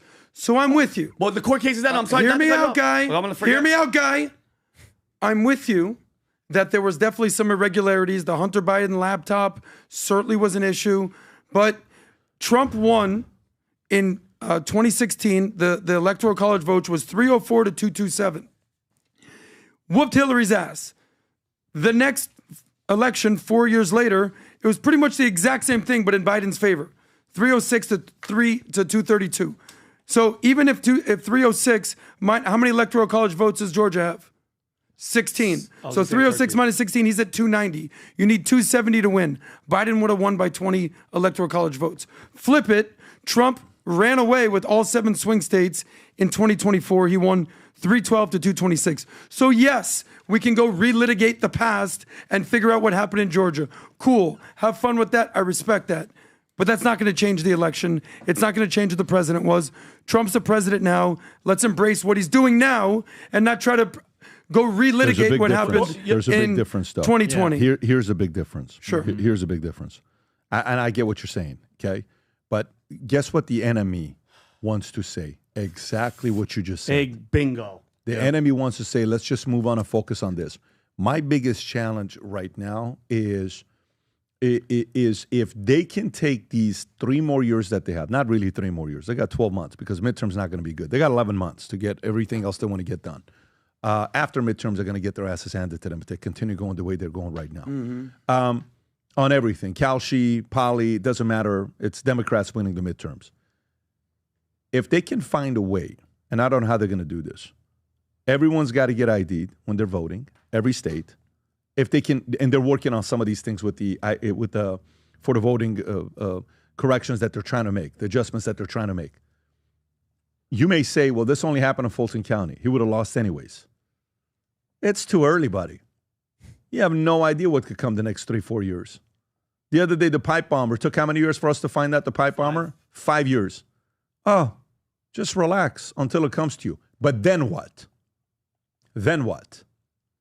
We have a new building and new management and new protocols, and this will never happen again. Oh, really? Oh, really? Okay. You think Trump's the last person you guys are going to call a fascist? No. Guess what? You wait till you see how much of a fascist J.D. Vance is going to be in 2028 and Rubio is going to be in 2028. And you know what I mean when I'm saying he's going to be in 2028. I don't mean they're fascist. That's what they're going to be targeted as in 2028. So if you don't address these things now, you don't think it's going to happen again in the future, Vinny. I'll give you the final thoughts. Yeah, on this. the only time I'm going to disagree, Adam, because it's like if they cheated in Georgia, I know, like I said in the beginning, that one state didn't change everything. If they did it there, how do you know that they didn't do it everywhere else? Georgia wasn't the only place that was literally taping up windows so we couldn't see what these people were doing. Government officials that are getting paid from my tax dollar. Okay, Adam. And by the way, if you taint it in one, the whole thing's tainted. Houston Astros against the Yankees, cheating, banging on shit in the dugout. Altuve running and saying, "Don't rip it." He had a freaking wire, and then they win the World Series. The whole season's tainted. You didn't just get caught in one game. You got caught for the whole season. So that's where the trust factor comes in. And Adam, we can't have this. Next one. It's like, okay, COVID. Let's move on. Meanwhile, kids are dying. Myocarditis is up. Sudden deaths are happening. Turbo cancer's up. We're like, guys, it's just, come on. Bill Gates is cool. He came in at dinner with Trump. No, to hell with that. Hunter Biden laptop. No, it was just certain guys in the FBI. No. And it all goes back to Epstein, to everybody. If we don't hold them accountable, it's going to happen again. And I want Fannie Willis, did you see her attitude in court? She's like, because she knows she's untouchable. The freaking attitude and the brash attitude. Who y'all talk? Attitude, like, calm your nerves. You got caught. You got caught. And if we don't stop it, we don't say, no, time out. You guys cheated. End of story. Hillary Clinton, when they did Russia collusion, what happened? You guys know what happened with Hillary and the DNC? They got caught with doing the fake dossier. $5,000 fine, $100,000 fine. Forget it and move on. No, I'm not a fan of that. I'll just final thought. Thank God Trump won in 2024. Yes. Thank God that there's a lot of moderates like myself who woke up and realized, holy crap, we've been lied to about Trump. We should relitigate what happened in 2020. But I will bring to your attention, they did try to litigate this. It's called 62 different lawsuits that Trump presented to the courts, and he lost every single one other than some procedural technicality in Pennsylvania. So this has been litigated. So I'm not moving on. I'm not saying that we shouldn't do that. If anything, we need to investigate what the hell happened to COVID. I know. That's the most important thing to me. But if they litigated we Georgia, have Trump now, and I'm not saying that we shouldn't go back to 2020. Let's focus on the present and the future. Yeah. The future looks bright. Let's course. make America great again. Trump's not going to go back, and they're going to rename him president for the 2020 election. It's not happening. It's not about relitigating the we past. just don't want to have these situations happen It's about again. protecting the future, though. I agree. Yeah, I agree. so you can't protect the future without relitigating the past to a degree. And that's why they're going through this. Yeah, but let's not forget that they lost 61 of 62 lawsuits. Are we just going to forget lost the that? one in Georgia. About the 20 million extra votes, The Georgia though. one, too. They lost because, okay, let's just say some of the judges are appointed by Democrats, but at the end of the day, they litigated Georgia, and he lost. This is now proof that he was right.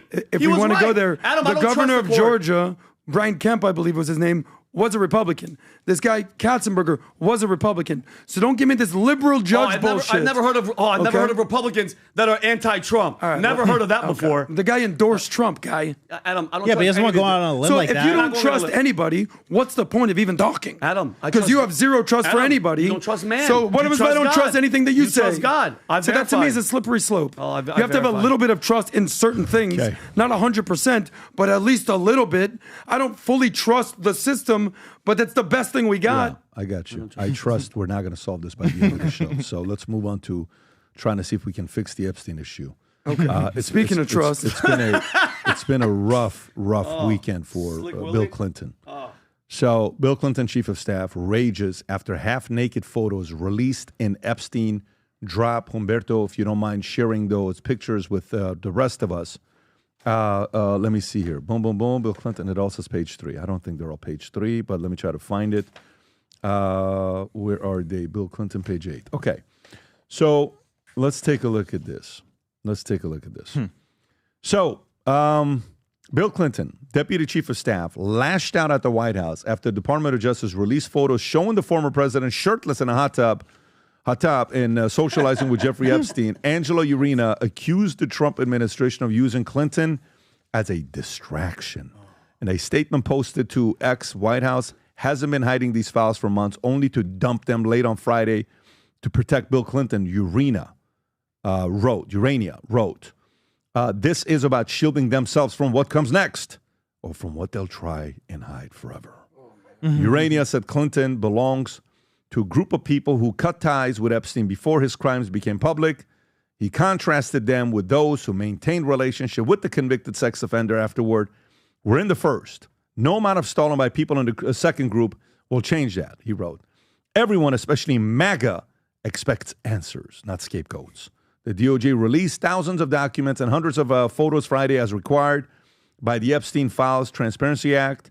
And President Trump signed the legislation on November 19th. These are some of the pictures. So what is that picture right there? Is that him in a bathtub, him in a hot tub? Unfortunately. Yeah. And there's a girl, we're assuming that's in that little black square that's tiny enough to fit there because you can't see the rest of her. That's unbothered. These guys with their silk, disgusting shirts. Jeez. You know, and I seen that photo on the bottom right, the unredacted photo.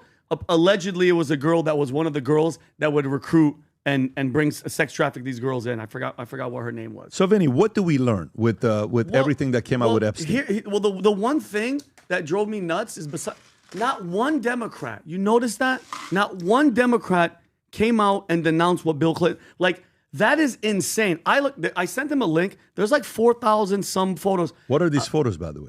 These are just, they just go into the house. Because when they came in, they investigated. They took photos of every single thing in the house. And the photos that we're seeing are photos that they grabbed. This is which house? This is in Epstein's house. The Palm Beach house, or is this the I think this island? is the island. I think this is the island, if I'm not mistaken. They're mixed. They're mixed. So some bit here, of both. Okay. Some there. And I'm gonna be honest with you. There's some that I saw that are like they blacked out the face of the girl. Jeffrey Epstein is with girls that are 8 years old. Stop. I'm not. There's no. The size of the human being in his arm was a child. Multiple. Okay, I didn't see. Please use the word allegedly, Vinny. No, Adam. Trust me. I'm gonna show it to you when we're done. I don't even want to show them. It's just a little girl with him on an airplane. They blacked out her face, but it's the body of a child. It's not a midget. It's a child. Okay, let's not pretend that it's not. That's what he Could did. have been somebody's kid. Yeah, exactly. I mean, we don't know. Okay, multiple different size children in his arms. There was 3 of them that I saw. Okay. It could have been. Guess what? If you're letting your child hang out with Jeffrey Go on Epstein, that picture with Michael Jackson, by the way, because I'm seeing that everywhere. Bottom right there. Second one to keep going right there. Yeah, zoom in. So it's a picture of Michael. That looks like Diana Ross back there. But they said those 3 were his kids because that picture is also public. Yeah. Can you type in Bill Clinton, Michael Jackson, and Diana Ross in Google Images with kids? Type in Bill Clinton, Michael Jackson, Epstein, and kids.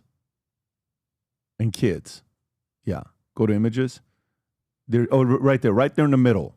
Yeah.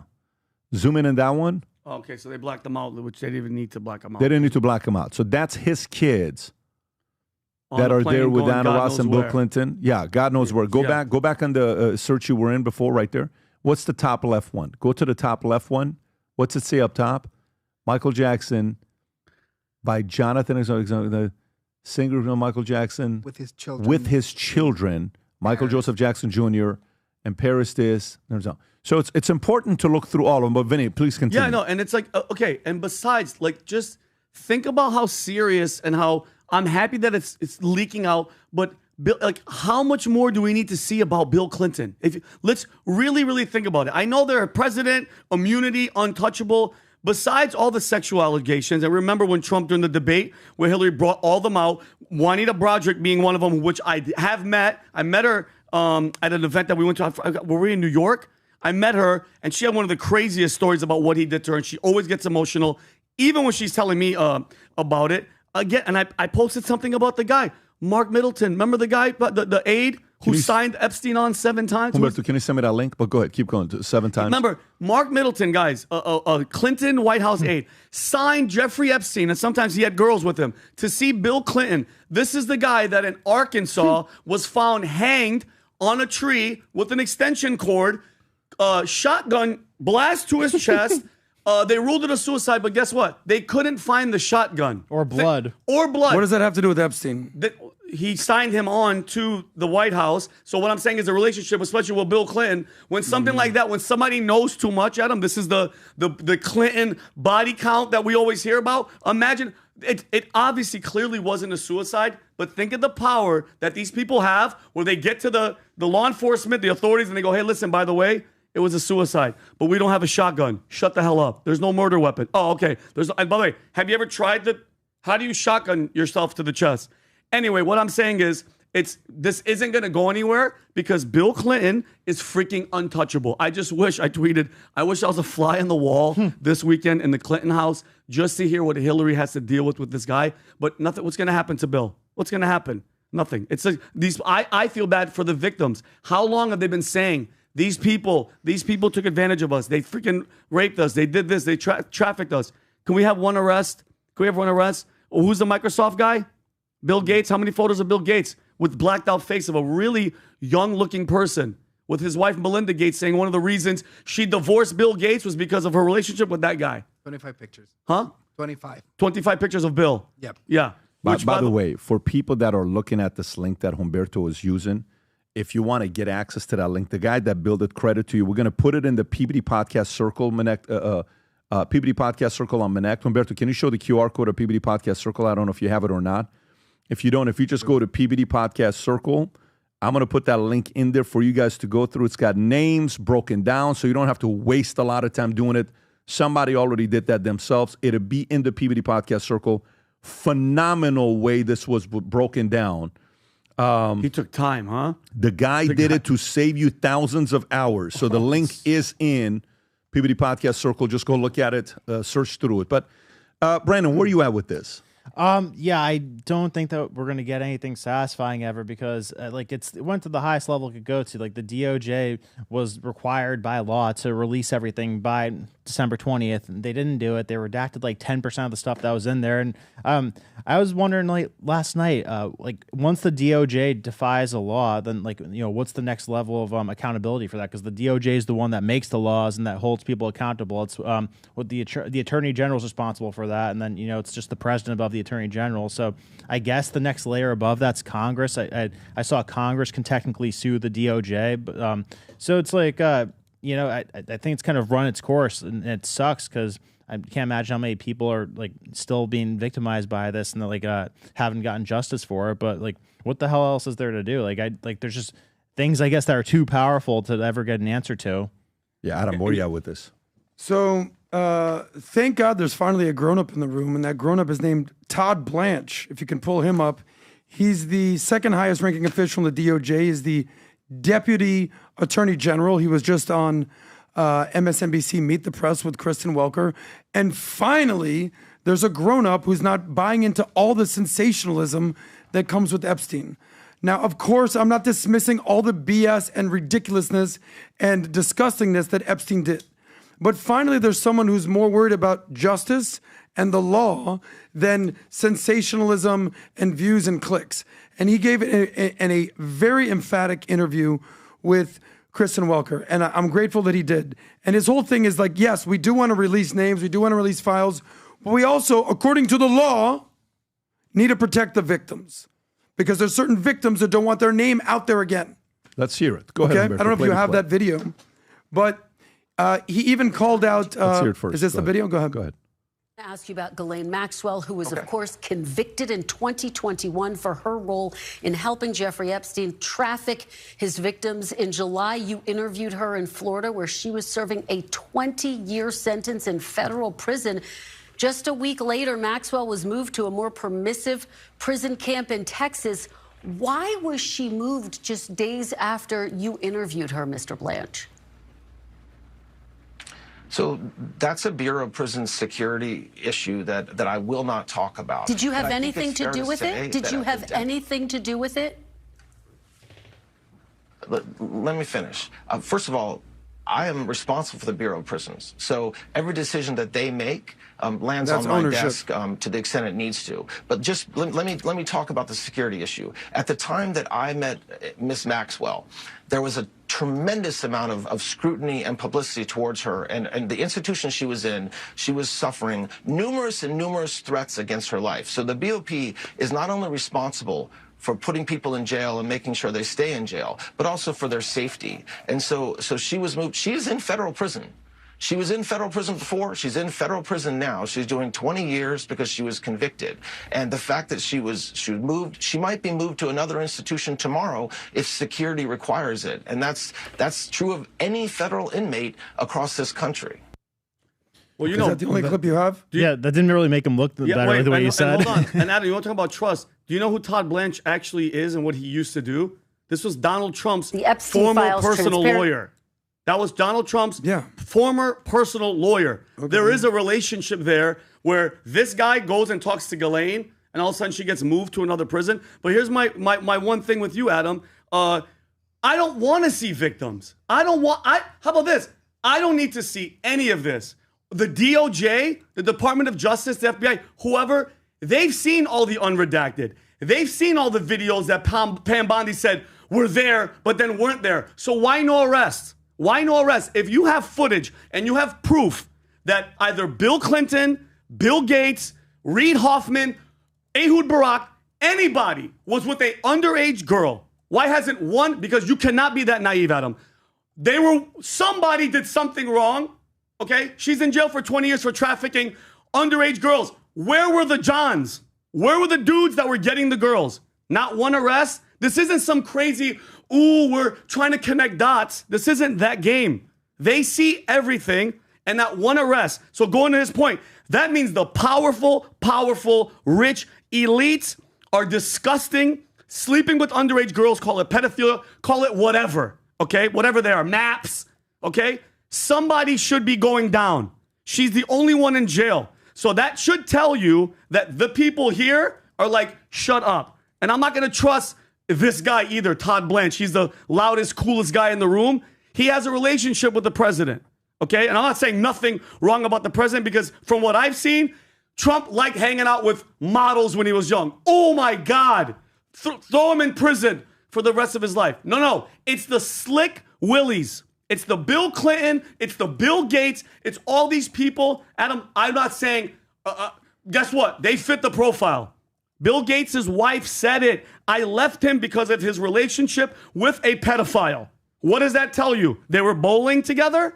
No. That says something bigger. So I get your point, but it's not a valid one. Well, somebody should be in jail, Adam. Yeah, doesn't that bother you? 8,000 pages and nobody held accountable. Yeah, okay. Well, thank God attorneys and deputy generals don't need to respond to emotional men who want to see things. That's such your go-to. That's your go-to. Okay. That's such a weak argument. What's emotional? It's a weak argument. What are you talking you don't think about, he's Adam? being angry and emotional No, right I'm not now? being angry and emotional. It's a crazy topic. Unethical. Deputy Attorney General has to say. Who cares, Adam? It's a crazy. Cares? I get that you James trust. Comey. I get that you Comey was trustworthy. Nobody. You trusted James Comey? He was the FBI director. Okay, you Vinny, trust James Comey? Comey? Let me throw you some tissues for a second. It's unbelievable how you don't get it, Adam. You don't get it. I'm talking calmly. No, that and doesn't matter. And I have using to what yell the 'cause you deputy get it. attorney Let me general ask you is a question saying. that So wait. So does it make sense though that nobody's name is mentioned? Does it make sense nobody's name is mentioned with 8,000 pages released? Here's what I'll say: is this? Oh my God. Why is this all coming up when Trump is the president?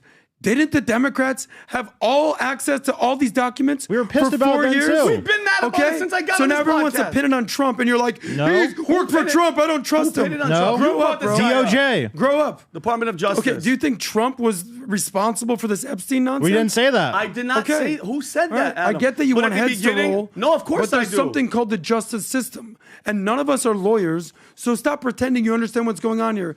I'm just following the facts of the case. I don't have emotional involvement like you do.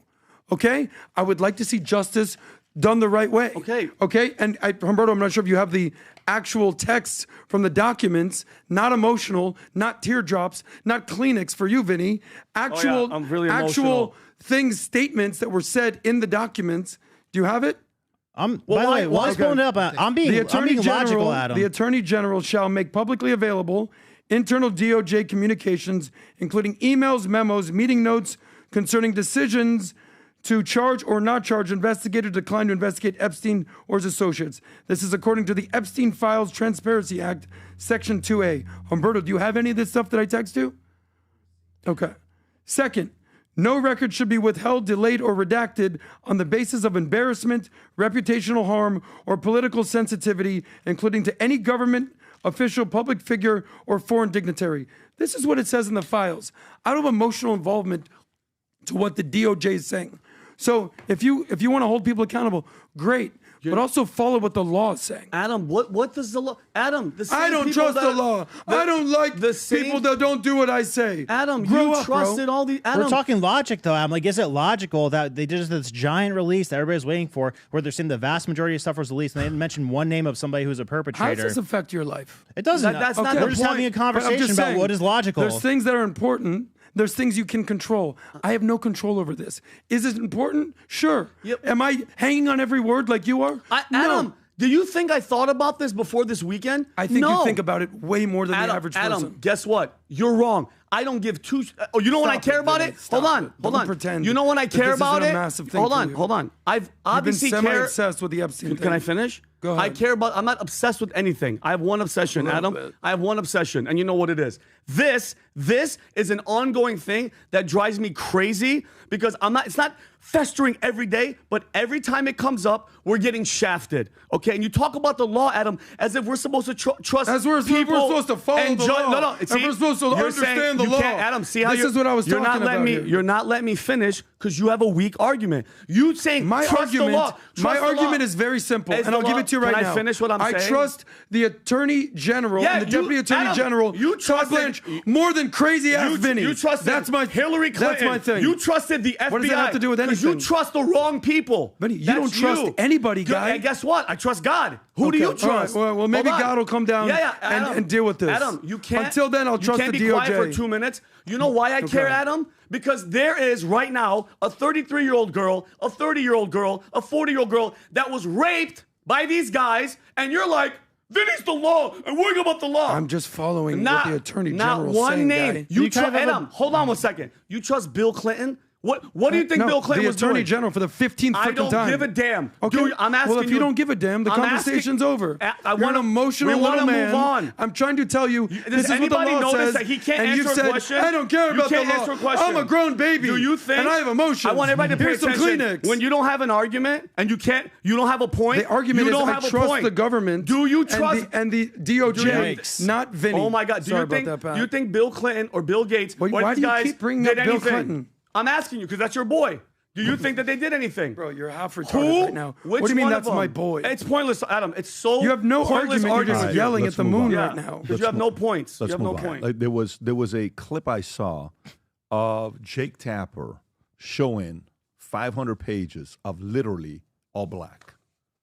Okay? Now, it's not names black. I don't know if you saw this or not. If you type in Jake Tapper, Epstein. In fact, Jake texted me. Roll Connor's suing the DOJ because redactions. Jake Tapper texts you? Jake Tapper's your boy? The redactions were against the law as well. Epstein Act specifically lays out that if anything is redacted, it needed to be explicitly explained, and they didn't do it. Yeah, right there. Go above, right there. Play that clip. Watch this. Yeah, the Justice Department released. It's 100 pages. Right. This is what it looks like. I don't know if you can see. It's all. Oh, yeah, I trust the government. Yeah. Of redaction. That's the transparency we're getting here. Yeah. So that's the part where. And why didn't the Biden administration that was so obsessed with Epstein do anything here? But by the way, so everything's on Trump, who clearly didn't do anything. Didn't even say his name. Let me say a couple thoughts, and then we'll move on. Let me say a couple thoughts. So to me, I love what Scott Jennings said. I love what Scott Jennings said about this. He said the best thing, they lost their shit. If you type in Scott Jennings Epstein, they lost their shit when Scott Jennings said this. And yeah, right there. That's the one. Let that lady go, and then Scott's going to light her up. Watch this. Have to release this in 30 days. Doesn't it give more fodder for the conspiracies that exist? I mean, they're not following the law. Well, look, they've released how many documents tonight? 200,000?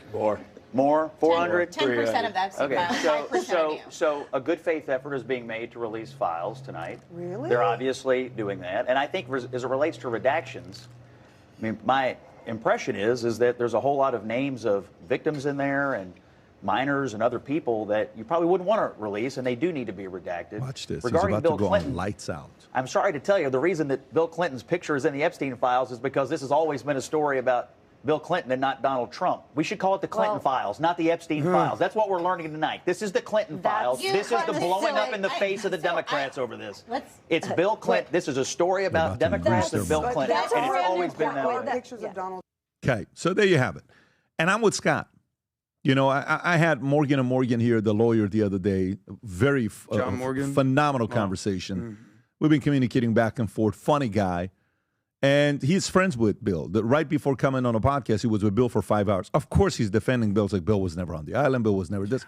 There are friends that are defending friends. And I get that those types of things are happening. But the reality of it is, if the Democrats really wanted this thing to be public, dude, you've had a couple decades to drop this thing here. Go ahead and drop it. Now, I simply want to know what the hell is going on.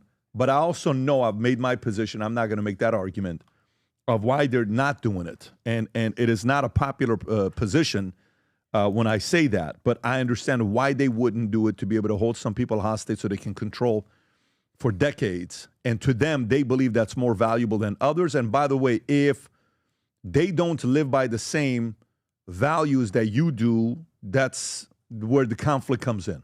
Okay? They're going to be like, nah, to us, it's a job.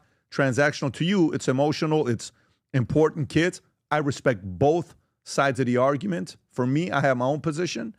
But that's what I think what they're doing with this. Let's move on to the next story. The next story I want to get into is, do you want to go what Dave Chappelle said about Charlie Kirk? Sure. Let's go to that one. Can you play the clip about what Dave Chappelle said about Charlie Kirk? Here's Dave Chappelle. He said a lot of things this weekend. A lot of things. I don't know if you watch it or not, Vinny. Did you? How was it? It's okay. It was... He's the best. The first thing I saw, he had a Kaepernick, the name Kaepernick on the back of his shirt. I'm like, what the, like Colin Kaepernick? With all due respect, give me a effing break. The guy whose career went to shit, so he was like, let me grow my afro as big as possible, and give me, come on. Well, let's read the story. And started hating on white people, and his parents are adopted I'm actually white. with Vinny. I'm actually with Vinny. Yeah, Go ahead and bro, play what this are you clip. talking Go ahead. about? And the whites were quick to say this. They said, Charlie Kirk is this generation's Martin Luther King. Mo, can we play it or On no? Netflix? Can we, hold on. I was going to say, can you play this? I don't know. This is not the best. No, we can play a No, small no. clip. What I'm saying We is give Netflix. commentary I don't know. about it. You know what I'm saying? That'll I don't know. get taken down. As long as we give commentary and Oh, talk. we're gonna give Okay, commentary. yeah, Keep we're going. talking. We're talking. Hey, Netflix, don't take this down. We Yeah. want to give you guys promotion on Dave Chappelle. Come on, guys. Yeah, that's a reach. Saying that he's not MLK. They both got murdered in a terrible fashion. They both got shot in the neck, but that's about where those similarities end. Jeez. Because Charlie Kirk is a motherfucking internet personality. No, by design. Fundamentally, he can't function like Dr. King. Internet niggas are negative because they have to be. Because nobody will engage them unless they say shit that makes them upset. That's Charlie Kirk. Wow. Could you It's a imagine shame. Dr. This King is was actually shame. Okay, let him finish. Let him finish. like Charlie Kirk? Smash that like button and subscribe. Follow me for more content like this. I believe all black people should be free. Change my mind. It's crowded. Okay, go ahead, Adam. Well, Dave Chappelle is just purely wrong about Charlie Kirk. I love Dave Chappelle. I've spent time with Dave Chappelle. I mean, he's, in my opinion, the greatest comedian, certainly of our generation. Chappelle's show was completely groundbreaking 20 years ago, dealing with politics and race relations and sexual relations, everything. Dave Chappelle pulls no punches. He's a free speech absolutist. He understands race and identity and culture, and he's a brilliant, brilliant guy. He's just dead ass wrong about Charlie Kirk. And to dismiss Charlie as just some internet person is, at the very least, uninformed. At the very most, just plain stupid, bro. Charlie Kirk was a monster, a giant in a political, social culture that thrives off social media. He's not a social media influencer like some OnlyFans chick or some kid that's just doing it for likes and clicks. He built a full-on coalition that helped Donald Trump win in 2024. So to dismiss that as some internet person is naive. And again, this is the whole thing. I'm not going to condemn Dave Chappelle or say that he's wrong about everything. Dave Chappelle's right about most things. He's just wrong about this thing. Benny. Yeah, just to... I don't know if you caught what he just did right there. I What definitely saw What that. I do right there? Well, What did I do right there? Go ahead. No, go ahead, Benny. We saw what you did. But think about it. You know what? I'm out of here, guys. They I just Go really use your have to- restroom. Go ahead. I got to go shoot outside. No, by the way, him saying that he was internet and he was just spewing negative things. Charlie sat in front of college campuses and people all over the country and engaged because of their negative crap. He was the light. He was the positivity. So to compare, to say that, and mind you, yeah, Martin Luther King, it was Martin Luther King. I get it. Civil rights and all that stuff. But to brush him off as some internet guy, and by the way, Dave Chappelle is another one of these guys that just has that victim mentality. At the end of it, he's like, man, we got to get this mother effing the orange man out. Like, really? He said Like, that? Yeah, at the end of it. Like, what is your obsession? Like, he's fallen into the, like he was talking about, like, and I get the joke of it. He got, National Guard and here and in Washington and here, and he got him in Memphis. Well, Memphis actually looks pretty good because, I was there and it looked good because it was clean. He's admitted, I know that he's walking the line, but the whole, like, and again, wearing the shirt with Kaepernick on the back tells me everything I need to know about where you're at. As if you want to talk about comparing them, what's the symbolism about wearing that? What is it? You know what I mean? Yeah, and I mean, not only is he wrong about Kirk, but he's wrong about Martin Luther King too. He's painting Martin Luther King as if he walked on water and was holier than thou. Martin Luther King, not only he had like a ton of extramarital affairs where he was cheating on his wife. He was alleged to have watched sexual assault take place. He was alleged to have done numerous plagiarism throughout his academic career. So like a lot of the stuff that he was saying and a lot of stuff that he had credit for like might have been BS, and he wasn't the person he like painted himself as, you know, like where Kirk was like super Christian, super good guy. And you don't think if MLK was alive today, he'd be using the hell out of social media? Of course he would be. So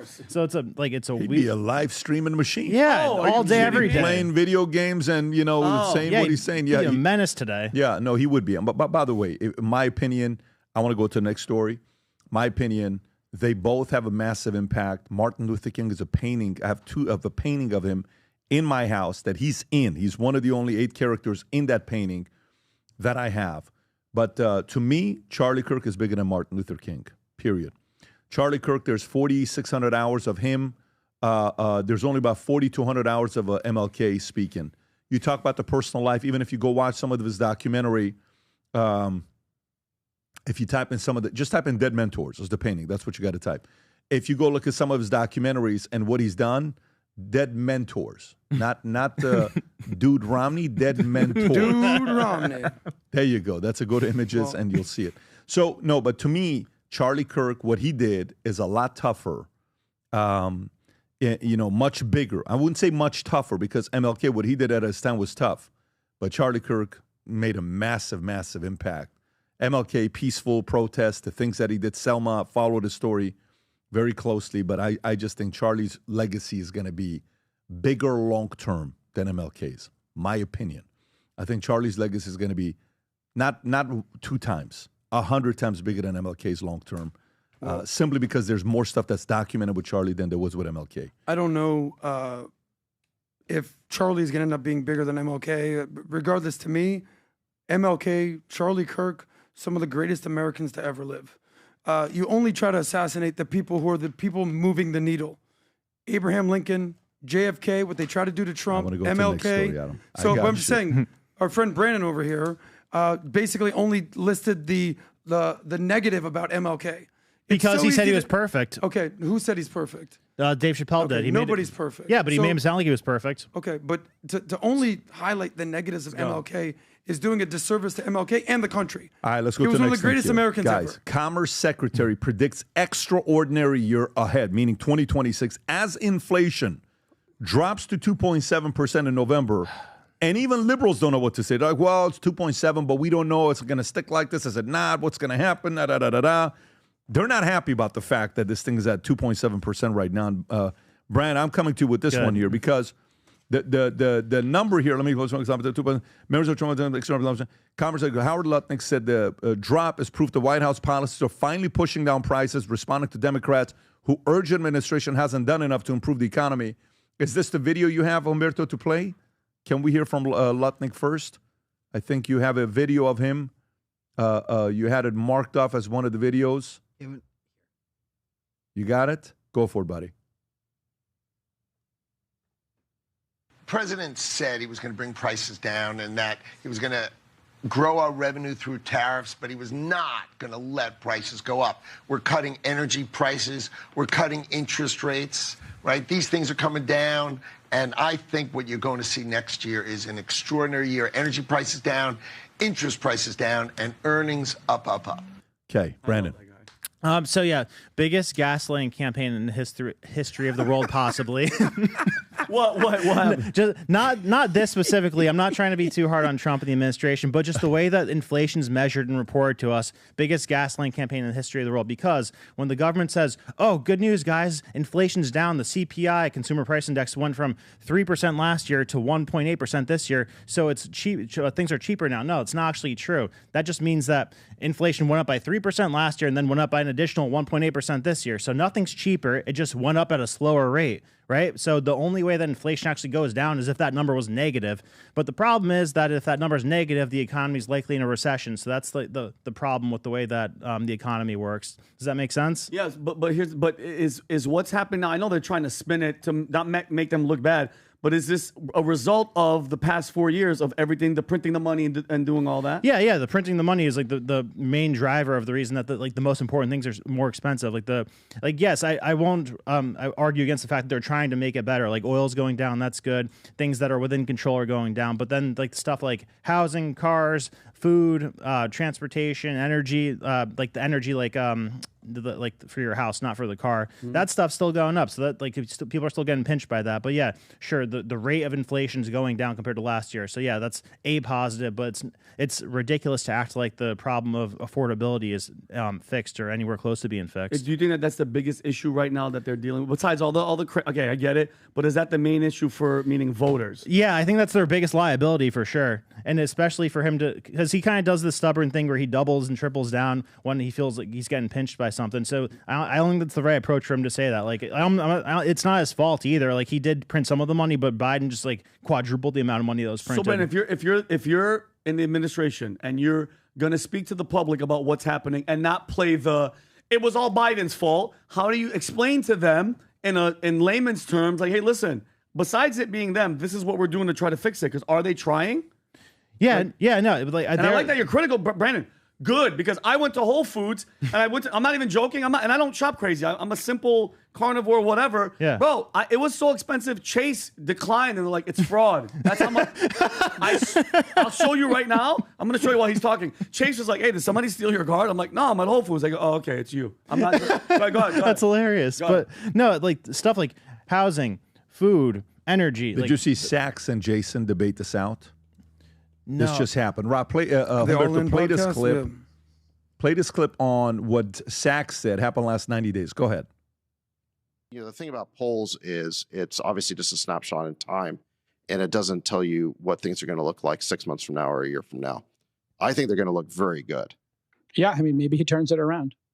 I think it's already been turned around. It just takes time to kick in. Yeah, I mean, the public's perception, it hasn't turned around, and inflation was supposed to go down. And it stayed. It has. No, it stayed at. It's still way above the 2%. It's been 1.6% for the last 3 months. No, it has not. It that's just what Haas has said. 2.7. No, it's that's 2.7. This is the year problem, I think, with the administration, and you're part of it. Like, you guys cherry pick numbers, and it's not matching the numbers on the field. So when you cherry pick the gas number, cherry picking. This is a CPI report. The number. Open the cover of the Wall Street Journal. 2.7%. Hold on. 2.7% CPI. 2.6% core. 1.6% for last 3 months. Okay. What is hard to understand about this? No. Obviously, the last 3 months are going to tell you what the trajectory is. Okay. The fact you're is, looking for every excuse you can to basically downplay what is he's made the most money an awesome report. And just look at the stock market, which is ripping today because this is way below expectations. You're the only one who's not happy about this news, Jacob. No. The country's not happy about it. I'm not. I don't have a horse in this race. I'm doing fantastic. I own equities. I'm doing better than I ever have in my life. I'm talking about how the bottom half of America perceives it. This is the blind spot of the Trump administration. You've proved my point by not addressing it. Let's go to the next subject. No, I haven't. What? No. I guess your point is the American people. Pause it. Go ahead, Brandon. So he didn't argue that the right way. I deeply love Trump and the administration, what they're doing. I'm thankful that they're in place. But the way, like, the problem is the way that we measure inflation is with the CPI, and it's a flawed way to measure it. So, like, to say, oh, inflation is down because last year the CPI was at 3%, now it's at 1.6%. That doesn't mean inflation's down. That just means it's going up slower than it did last year, right? There was no reduction in the actual amount of inflation. Does that make sense? Like, if it's at 3.5, if it's at 3 last year and 1.5 this year, that means it's at 4.5 between the last 2 years, right? So, see what I'm saying? Like, it's not actually down, it's just slowing. But to give credit, they are working towards lowering what was going on under Biden when it hit 9%. For sure. Exactly. It's just insulting for them to tell people, like, no, it's not actually a problem. Relax. No. I think there's two things here. Okay, Brandon. It's not a problem. I think it is a problem. I think who created this problem is the problem. Yeah, and I'm not saying he did. No, he did. So then that's the part. So then they want to make sure you're not saying it's because of them. No. Because for them to have accelerated to bring down the pricing and, think at the pace that they have, that part is on them. To say that, affordability is a not real issue, that's where you lose. Right. Just watch how Mamdani won. Just watch how the mayor of Miami won. All she has to say is, can you afford to pay $4,000 a month for rent? 4 years ago, 12 years ago, it used to be $1,800. How are you going to pay $4,000 a month? And they're like, yeah, that's what I'm dealing with. Yeah. Because my income didn't double in the last 5 years. Right. But my rent doubled in the last 5 years. So now I got to leave Miami and I got to go live in a different place. Affordability is a real issue. They're working towards it. I think 2026, I'm still at the place of I think 2026 is going to be a magical, magical year. Adam. Well, as they've said, it's the economy, stupid. So affordability is just a new word for the economy, and that's great. So what I love about the All In podcast is what I love about our podcast. Let them debate. And that's great. They had different positions on it. That's amazing. We've seen the downfall of certain podcasters who just look in the mirror or looking at a camera all by themselves and pretend that they have all the information and there's zero pushback by anybody else. The beauty about a panel or a round table is we can debate. Vinny's right. Or Vinny's wrong. Okay, great. Whatever's going on. So respect to the All In podcast for having that debate in the public forum. That's amazing to me. I think everyone wants to nitpick Trump or every little thing that he did. Well, would you rather have Kamala? Would you rather have what Biden did? No. So in my opinion, Howard Lutnick is an absolute professional, grown-up Commerce Secretary doing the right thing with these tariffs. It's going to take time. It might take till 2026. It may take it beyond. But what were our alternatives? Continue to kick the can down the road while we're taken advantage of by all these countries all around the world? BS. So Trump did the hard thing. The hardest thing to do is to say, you know what? I'm going to be the bad guy. Mm-hmm. Like in Scarface. Yeah, look at me. Say good night to the bad guy. Yep. Trump's the bad guy. That's fine. But it's to be pro-America. So it's so easy to nitpick Trump. Oh, I don't like what he did here. I don't like what he did here. What's the alternative then, guys? You have Kamala running the show? To me, that's a non-starter. So our past leaders have sold us out to China, have sold manufacturing out the window. They've lowered cheap goods for the rest of Americans. Trump's bringing in tariffs and fair trade and free trade, however you want to put it. But at the end of the day, Trump is doing a net positive long-term for the American economy, and there's going to be some short-term bumps in the road. You made a great point. You actually said it without even saying it. Donald Trump actually does the things that all these politicians promise to say they're going to do. He's like, hey, go ahead, I'll do it, and it's going to hurt for this little moment, but we're going to get past it. It's changing. Let it cook. We're going to get past it. Let me see here. Let's do a couple more stories here before we wrap up. What story did you really prepare for the most that you want me to go to? Do we want to talk any pop culture stuff with Jake Paul? You want to go Tate? to the Yale one's fun too. I mean, which one? The Yale one. Let's do Yale. Yes, let's do Yale and then that, and then we'll do Doug, and then we'll wrap I could up. relate to that. Nearly 30 Yale undergraduate departments have no Republican faculty. Anybody surprised? No. Buckley Institute reports. By the way, the great William Buckley was phenomenal. William Buckley was phenomenal. I'm not saying F. I'm not saying Buckley. F. William Buckley. I'm saying William F. Buckley. Watch your language. The way you speak about William F. Buckley. Okay, sorry about that. that. What page is that story on? It's on page 5. Let me go to page 5. Here we go. So, is it on addendum page? Oh, no. Nearly 30 Yale undergraduate departments have no Republican faculty. I'm telling you, I don't have it on page 5. That's what I'm telling you. You see it, Umberto? It's under U.S. News. U.S. Right News. under the Fed. Yeah. I have it on screen. It's the second. I know, but I'm trying to go to the page so I can read it. Oh, it says page 3. But it's page 4. It's not 3. Okay. Okay. A recent study on the Republican faculty department, 27 departments. Okay. For the third year in a row, our research has highlighted a significant political and ideological imbalance among Yale faculty. Lauren Noble, founder and executive director of Buckley Institute, said in a statement, Yale has committed repeatedly over decades to fostering an environment conducive to open debate and discussion, but has all but excluded diversity of opinion through its hiring process, she said. With such a dramatic ideological chasm between the Yale campus and the country, it's not hard to see why trust for higher education is so low. The Buckley Institute's report looked at Yale's undergraduate department as well as its School of Management and Law School. It found that nearly 83% of faculty are registered Democrats. Damn. Primarily support Democratic candidates. More than 15% identify as independent. Ready? Only 3% of faculty is Republicans. Probably secretly, too. Oh, my God. By the way, those 3 are about to get killed. Most notably, 27 out of 43 undergrad departments have 0 registered Republicans on their faculty. The report also pointed to Yale's Woodward report, which defines the university's principle on free speech and academic openness. Holy moly. This is ridiculous. Brandon, your thoughts on this? Yeah, so I could relate to this 3%. 100%. So when I was junior or senior in college, it was when Trump was running for president in 2016, and I would spend like 20 minutes in every class being like argued with by all 30 people around me. Like, so my professors were consist of people from the CIA, from DHS, from Homeland Security, from State Department, and they were all so liberal, and I didn't even realize it until the election. It was like how the mainstream media got activated and became like vicious about it. That's how my professors became, and that, like, you know, as a byproduct, most of the class was like that. And I literally had to write things in a way where I sounded liberal to not get a bad grade. Stop. I swear to God, yeah. Like, and this is a guy that has a bachelor's in national security and a master's in national security. Yeah. Like, what percentage of your professors? First of all, how many people major in national security? There's a big class. There's like 20 to 80 kids in every class. The entire department was probably a couple hundred kids. In national security, what percentage of your classmates and professors were liberal?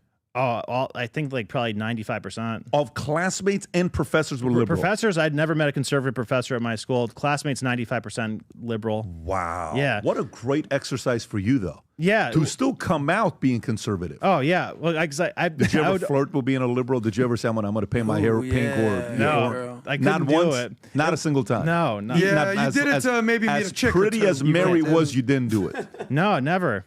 And especially that year, because like I didn't think about this stuff that much until that year, but everything like it's like switched from black and white to in color. It all made sense. But yeah, no, I literally had to write papers that were like anti-Trump to like get a good grade because my professors were just viciously against them, and you know, it's like they were from the deep state. But I think the reason that Democrats gravitate towards academia, or that they end up being Democrats if they're in academia, is because there's no real merit required to being a college professor with tenure. It's like, it's one thing if you go from being a professional in an industry to being a college professor afterwards, but if you start off as a college professor and you're there for 20 years, you're not really graded on anything. You're not really like held accountable for the results of what you produce, and that's like a very liberal mindset to not have to be like accountable for what you produce.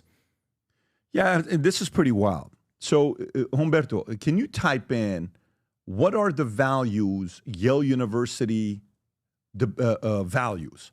What values does Yale University claim they built their institution off of? Okay, can we find that out? Like, I'm trying to find out. Maybe Brandon is upset right now because Adam said some stuff and he's just not in a good mood. I don't think Brandon's gay. Maybe. I'm just asking questions. So it says to me the core mission of Yale, improving the world today and for future generation through outstanding research, scholarship, education, preservation, and practice. Achieving this mission through the free exchange of ideas in a community that is ethical, independent, and diverse. Bullshit. Yeah. You know, they should change that and say, achieving this through the free exchange of ideas only from the liberal side and 3% being Republicans, and making sure to oust any Republican students and professors at Yale University. That should be it. So, what happened to you, Yale? Huh? What happened to you? What happened? Did you drink some of that fruit punch that made all of you guys into liberals? Did you guys get scared of debate? Is that what happened to you? How do you process this? Adam, when you went to school, aside from drinking, was there a lot of debating going on? Like, when you went to school, you played football. Mm-hmm. You went to my Florida freshman State. year, I went to North Carolina. I was at school in North Carolina, then I went to Florida State. Okay. What role did debate play in the schools you went to? Well, I didn't go to a woke liberal university. I went to a Florida State school, and I had friends of all different ideologies. The whole thing with the ideological spectrum is, as long as you fall in line to every single physical attribute, gender, race, none of it matters. But if you ideological differ from what's going on in the woke left, you're excommunicated. So the beauty of going to a school like Florida State, or even University of Florida, or any sort of state school that actually supports, let's have a conversation and a debate. Yeah. I would feel comfortable sending my kids to.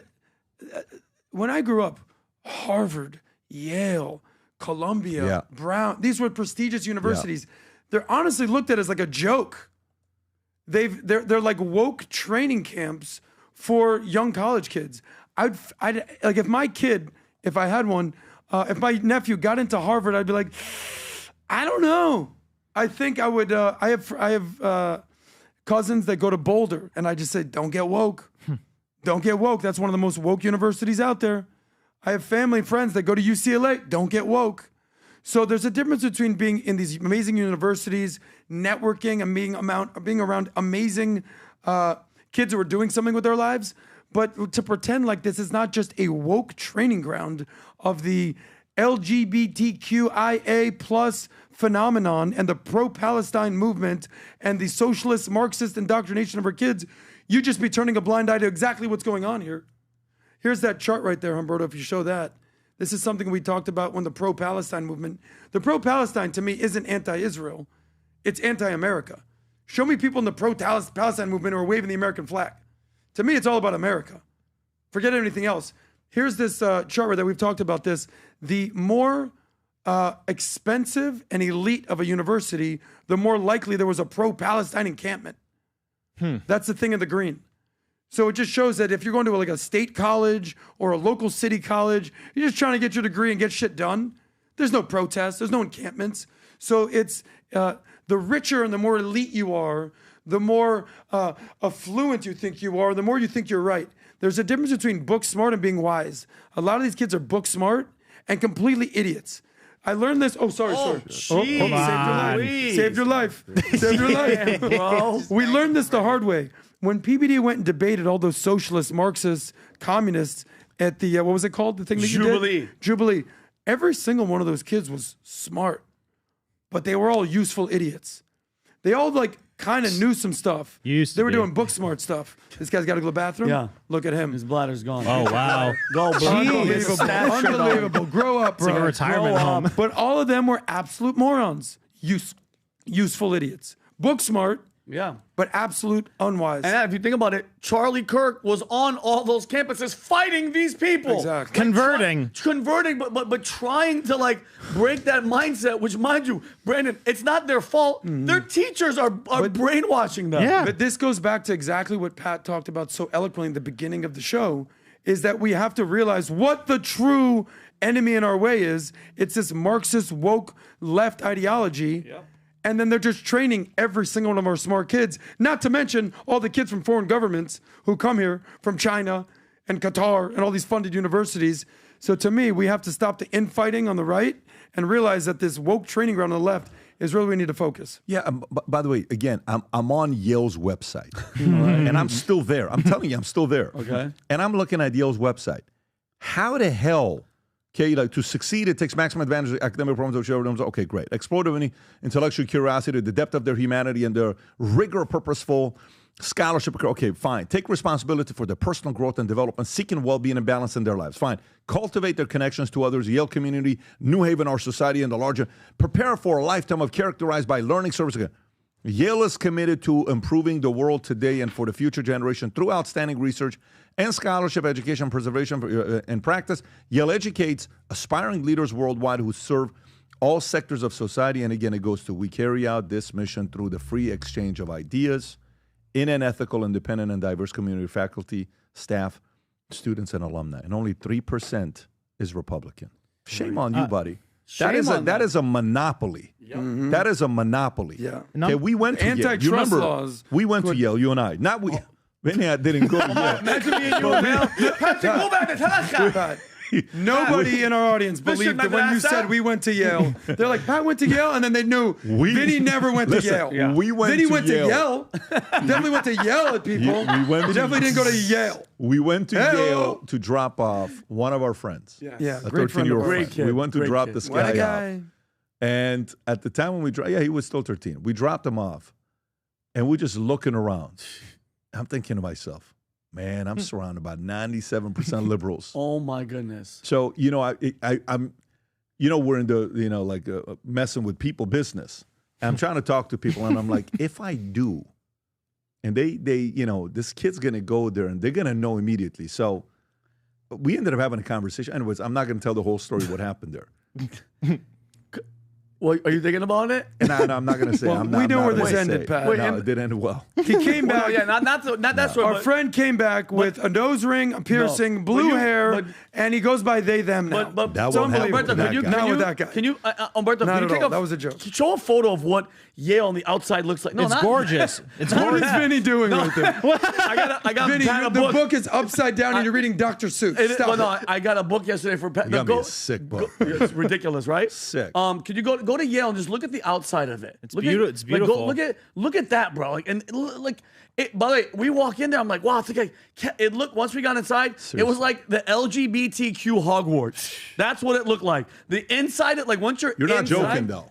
It looked gorgeous. Yeah, of course. and It's like a sophisticated. Miami supermodel. They look But gorgeous then- on the outside. When you get to know them, you're like, this person is broken. Oh, Adam, That's Yale. And the person, It looks like a how prestigious about this? university, and then it's just a woke training camp for the LGBTQIA Adam's progressives. Adam's now dealing with it.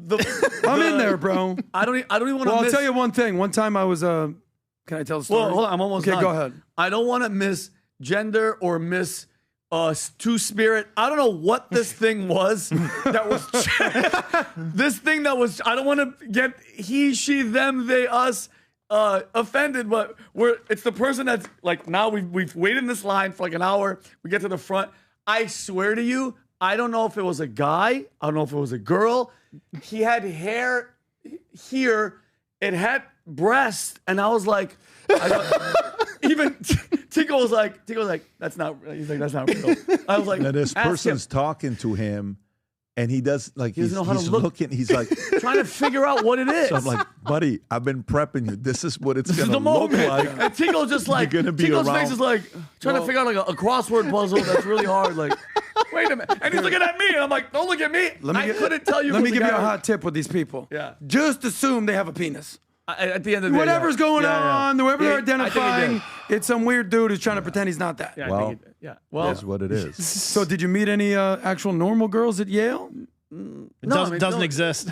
No. One time I was I'm visiting. sure there was a couple. Yeah. One time I was visiting a friend in the Northeast area, and I meet this girl, very pretty. She goes, "I go to Harvard." I was like, "Wow, gorgeous, Harvard." And we start talking. We ended up. I'm in my 20s. I'm in college at Florida State. Oh, this was old school. This is old Yeah, school. yeah, yeah. 30 And I'm years like, ago. this girl's kind of an idiot. How does she go to Harvard? And I'm like, taking her on a couple dates. I'm like, how's school? Yeah, it's really challenging. And I'm like, so how did you get into Harvard? She goes, no, I go to Hartford, Connecticut. I go, it makes complete sense Yeah, now. CCSU. I get it. You're from So Connecticut, then so who you would was get the this. dummy there that didn't understand the it's difference him. between This guy. Hartford? But don't worry. I'm dating a girl from Harvard. That's true. No, I was like, man, I'm really Hartford. in here, bro. 5.0 GPA, Well, listen, not it's her. called GCC, Glendale Community College, where the Yeah, that's goats great. go to. Just The so you know goats. that. The goats. If you went to GCC, you're part of a very special fraternity. Also, Santa Monica Community College. Don't get it twisted. Legends go to those two universities. Legends. Arnold went to Santa Monica Community College. So did this guy. And when we took calculus in college, you know who was the curve in the class? Was it you? This That crazy guy. This But was is the that guy. that's a good thing though? That's a good thing. I was 'Cause you were I actually was good at on, math. I was on the honor roll at Santa Monica Community College. This is high school. I only paid attention to math. I could care less about anything else. Life wasn't very annoying at that time. But when I went there, I was going to go get my degree and everything. I'm like, no, I'm going to go in sales and business. And then, it kind of worked out. And the rest is history. The rest is history. But yeah, that's where I went, Santa Monica Community College. Well, this is why Charlie Kirk, to put a button on this, a ribbon on this, he wrote a book called College is a Scam. We're starting to see it's all kind of a scam. Okay, all right. There it is. Mira, let's go to a couple other stories before we wrap up. It's the INC, Jake right? Paul? That's a song, right? Mira. Anyways, I'm not going to get Afuera. distracted. Let's go to Jake Paul. Jake Paul fights Anthony Joshua, a real boxer. Both of them make $92 million. Unbelievable. Both of them, okay? It was a spectacle. Everybody was at this fight, okay? Insanity. Friday night, Miami, craziness, and then in the 6th round, Anthony Joshua knocks him out. If you see in one of the interviews, which I don't know if you've seen this or not, he's showing his jaw He says, my jaw is broken, okay? I believe it. He says, my jaw is broken. And I'm like, it's kind of like when Mike Tyson said, I have a broken vertebrae. They I don't know if you broke my back. Yeah, they broke my back. Which part? Spinal. Spinal, yeah. Spinal. And My you look, neck, if my you just back. type in Jake Paul jaw, that's all you got to type in. Type in Jake Paul jaw, okay? Not that one, Jake Paul. Jake Paul it's jaw. there, and it's- That's how he gets knocked out, okay? He gets knocked out. Jake Paul jaw, and then he says, my jaw's broken. Why is it showing okay? Andrew Tate? Keep going, Bert. And then if you go a little bit lower, right there, he That's it, opens go his up. mouth. That's the one. Go ahead. Let him do that. Look at his teeth. Yikes. Do you see it? Oh, my God, it's tough to see. Okay, it's tough to see right here. Watch, it's coming. Boom, that's it. That's what broke it. And there's a picture That's it right of there, that. Brad, That by the way, yeah, he posts himself. Anyways, the reality is Joshua made more money with this fight with Jake Paul than any other fight. And by the way, apparently Anthony Joshua is a big businessman. He owns a bunch of buildings. You know the properties and buildings that he owns? I don't know if you know the portfolio. I'll come to you. What do you know? What do you want to say about what happened with Jake Paul and Andrew Tate and all the fights that happened this weekend? Well, Jake Paul knows how to throw a show. Good for him. He's making a ton of money. You don't have to be a great boxer. You just have to be a great showman these days. He earned every penny. I mean, he sold it out on Netflix. A lot of my friends in Miami went there. It was a spectacle. Now, let's not get it twisted. If it really came down to a real fight, this heavyweight boxer, Anthony Joshua, could have knocked out Jake Paul in the first round, straight up. It felt like the most rigged fight ever. Because at any point, Anthony Joshua could have whooped his ass and knocked him out. And then I found out that there was a clause that you can't knock him out until at least the fifth round. Allegedly. That's what I heard. Could be wrong. But at any given point, Anthony Joshua could have done this. But shout out to Jake Paul for throwing a show and making people turn out.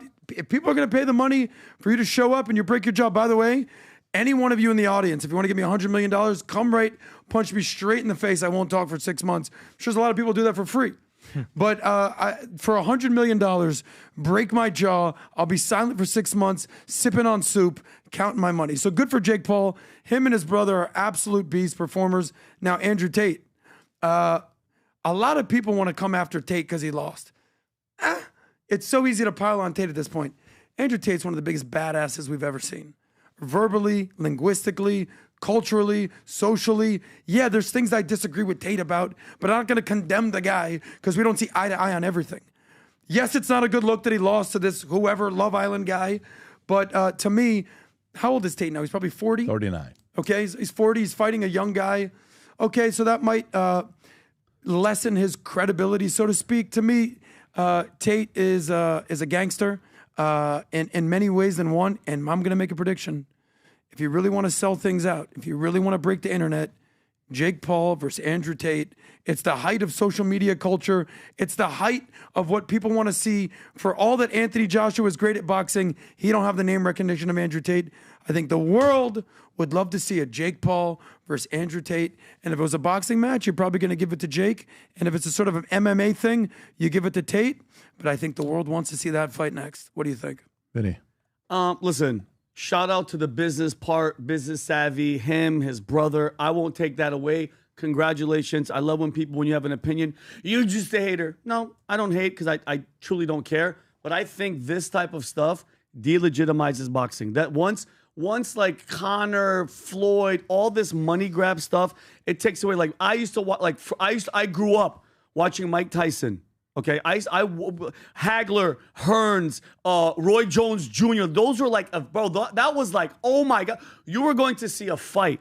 These are content creators. This is a guy that was on Disney or Nickelodeon playing with sparkles, and now you're getting in a ring, which I think is, dude, he broke his jaw. He could have been, Adam, this could cause brain damage and kill you, and I don't care how much money you get. To me, it ain't worth it. Dude, if you hit him... Vinny, for $100 million, I'll punch you in the face right now. You'll take it. When we were growing up, didn't we hear this a lot? Would you let Mike Tyson punch you in the face once for $1 million? We always heard that. And people are like, for $1 million, yeah, probably not. 100 he would million? knock your freaking head off. And this is an example of a guy that pretends to be a fighter. Yeah, he knows how to fight. You're trying to tell me you wouldn't fight Anthony Joshua or somebody for $100 million? And he's going to go all out and try to kill me? I'm just saying, you're a tough guy. I'm not breaking my neck for anybody. And think about it. His brother does pretend fighting in the WWE or whatever, and he's pretending to be a professional boxer, and he got his freaking jaw broken. It's a dangerous thing. And I saw, Adam, you're right. It was like he was making him last, and he could have wrecked him in the first round. But as the sport, it's like I want to see those guys go to UFC. Go try that in the UFC against real fighters. I don't believe it. Like Mike Tyson, if you watch the Mike Tyson fight with him, you could see that Mike Tyson was holding back, and not even Mike Tyson was 175 years old when he fought Jake Paul. No, he punched him in the chest. That was somebody else. I'm just saying, though, I think it delegitimizes the sport. For real boxing fans out there, they hate this type of stuff. Let me tell you something, buddy. There's a reason that people watch this and not regular boxing, because regular boxing hasn't done a good job of promoting what you should be watching. Well, that's on them. Other than Tyson Fury, other than Ryan Garcia, who the hell do you watch in real boxing? UFC has taken the mantle of the sport everyone has to see. When Floyd Mayweather retired and Conor McGregor was the guy in the UFC, and it's gone down the list of all the greats at the UFC, John Jones, and the list goes on, UFC is now the greatest combat sport in the world. Boxing is relegated to Jake Paul versus whatever person he's fighting against. Yeah, 60-year-old Mike Tyson, bro. It's like, come on. I look at it the other way. This is actually making boxing relevant. If Jake Paul wasn't doing this, who the hell are you watching? I stopped watching boxing a long time ago. Quote unquote, Terrence Crawford. Terrence Crawford, was that his name? Yeah. He got beat up by Anderson Silva. No. He retired. The great boxer that beat. My bad. I was thinking about the what's the Mexican dude? The Mexican guy. Canelo guy. Canelo. He beat Canelo. Oh my god. And then he beat. Sorry about that, Canelo. He beat Canelo, then retired. That's how bad he is with NBA. So, but my point is, you don't even know these guys' names. Nothing about sports. Nothing about NBA. The point is, UFC has overtaken boxing, and I'll flip it on you. I think Jake Paul is actually making boxing relevant in an irrelevant sport. And I would love to see heavyweight greats like Tyson and Lennox Lewis and Riddick Bowe be out there doing shows. There used to be the the Prince Nassim. Prince Nassim Hamed. He was incredible. Oh, he was a showman. And he knew how to fight. He knew how to fight, knock your ass out. Yeah. This guy. Oh my God. So we need more boxers like that.